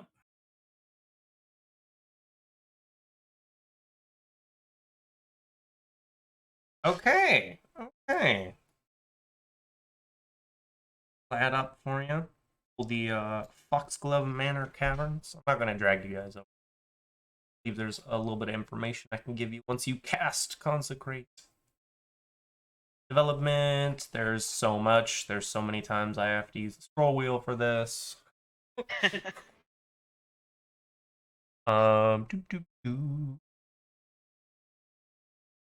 Okay. Yeah. When you cast the spell on the fungus, Tibaru, it suddenly animates and tears free from the wall. The thing howls in a sloshy, barely human voice, then crumbles to dust. The haunt of Foxglove Manor has been exorcised. And while the building itself remains this unwelcoming aura, no longer haunted.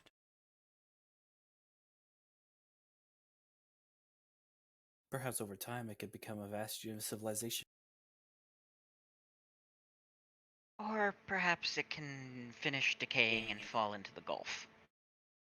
Atalantir doesn't like that idea. He's still on the idea of possibly claiming the territory and fixing it up. This place, you know what? You're welcome to it. If you want to buy this place and fix it up, you're welcome to it. I think we'll stay far away from it, though. Legally, right? it's still owned by the Foxglove family, so if there are any members, they technically own it. That could not be the case. You have seen quite a few indicators that a decent amount of them are dead. There might not be very many foxgloves left. At which case, it would default to actually the city of Magnamar, and it would probably get auctioned off at that point. Which means they need to hurry up and amass a small fortune so it does get auctioned off. Either you'll buy it off an auction or buy it off any remaining Foxglove members. I mean, pretty house on the water. The best view of the Lost Coast of anywhere. Oh, that is fair. It does have a very uniquely scenic location, especially now that the haunt's gone. But Renovate territory. If you've left the haunt, you could have probably bought it for real cheap, the house. We're the only ones who know about the haunt. Or who we are the knows only ones who know it was haunts and exercised. Yeah, but isn't that the reason you're going back to Sandpoint, is to be like, hey, this isn't a problem anymore? Yeah, look how great we are. We'll just tell them that Foxglove was the culprit. We don't have to mention anything about exercising it.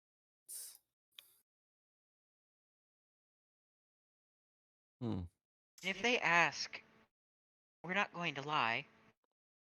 Oh, no. Of course not.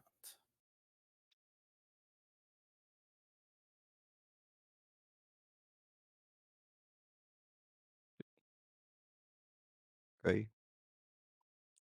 So All right. this is everything, right? I think Before we're done we with this set off- location. Before we set off, Tibaru is going to try to get Atalantir their con back. So let me do at least one list of restoration here. Okay.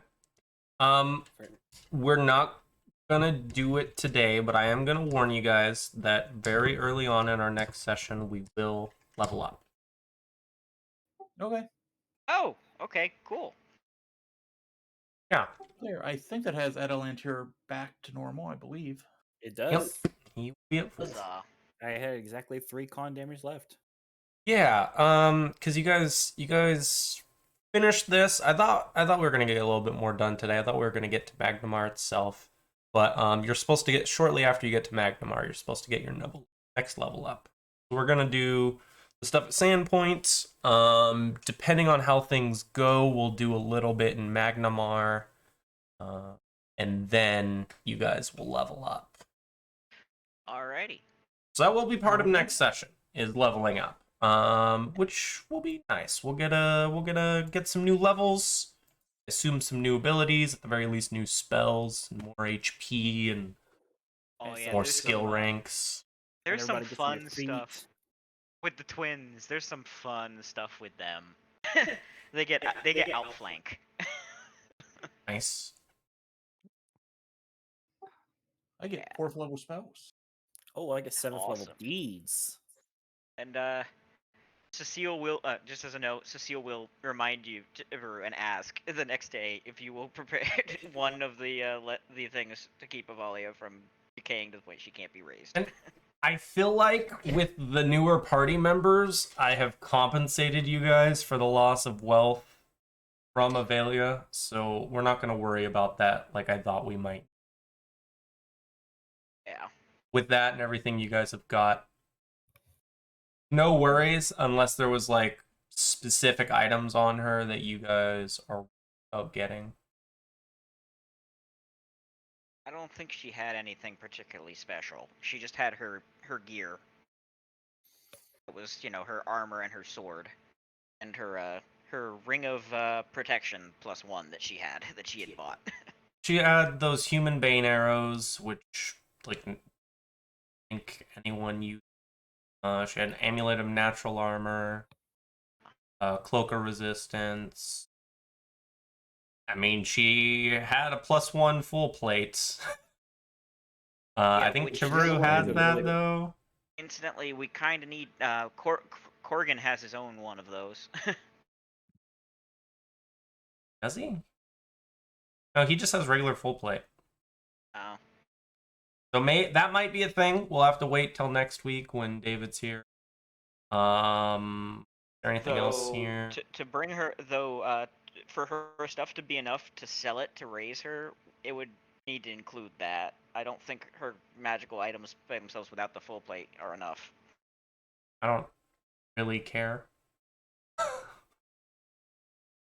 She also had multiple wands, though those are pretty easily placed. I think everything else is eh. Really, the amulets, the cloak, and the full plates are like the noteworthy thing. Right. But at the same time, it's like have money, so you kind of you could just get those anyway. They're not terribly hard to get. A full plate might be the most expensive one. Yeah, $2,800. Totally doable. Yeah, her full plate's her most expensive item. But I can do this. Money. Yay, money. Bunch of platinum. Money. So much Yeah. money. Money. 25 PP. money. Yeah, it's very positive that it's good that Lillian and Vivian made high perception checks and spotted secret compartments. Lots of money and lots of stuff to sell. You guys are gonna make a fat stack of cash. Go sell at Magnamar. Yup. You have so much inventory. Maybe you'll finally be able to get rid of that dagger. Dagger that's been around since like session 4. Is it cursed or What was that? is the cursed dagger or is it just a dagger? It's just a dagger. They just haven't been able to sell it because it's really valuable. But it's not useful to them because it's tiny sized. Yeah. Oh. If- There's also the other item that's of note that was distributed out to a party member is not here anymore is the Ring of Force Shield. The Oh, 8,000 yeah, I didn't think about that. ring Zane- from Tristan. Zane has some stuff. Yeah. I don't know about that one. Maybe. Pretty good ring, actually. That was the most valuable item anyone in the party had. Yeah. By a significant margin. I'm okay with handing out a few of the things that he has. You guys should have like have that scroll. And the spell book is really important. Ring of Force Shield is, I mean, yes. Yeah, fine. Fine. Greedy little bastards.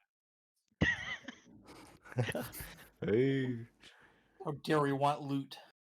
How dare we want I'm just saying that you guys having this loot is not gonna change anything. I mean, it's gonna change It makes things. things harder the richer we get. Hey, a wizard spellbook. I just have to adjust things to balance this.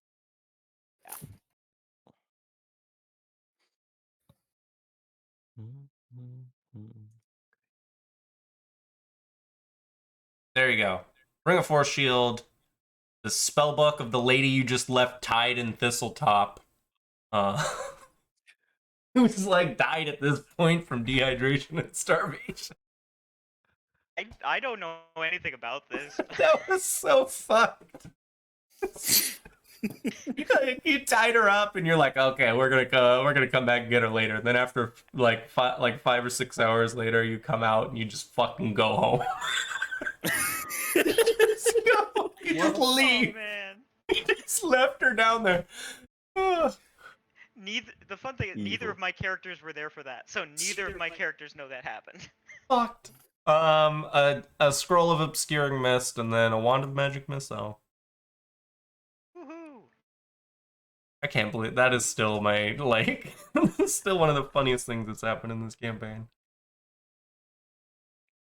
I think the slip and slide the slip and slide was pretty funny too. In hindsight, the slip and slide room. Do you guys mind hopping out of here so I can close the game? Yeah.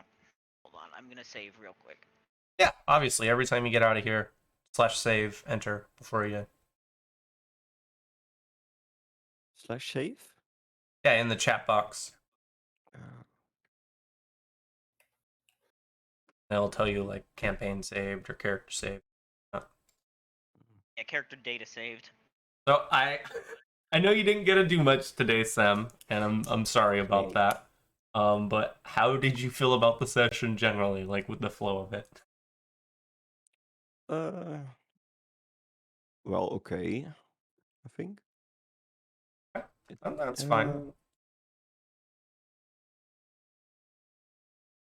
Still don't really know how to feel about it, but That's fair. No, You didn't get to yeah. participate in a huge chunk of it, which is abnormal.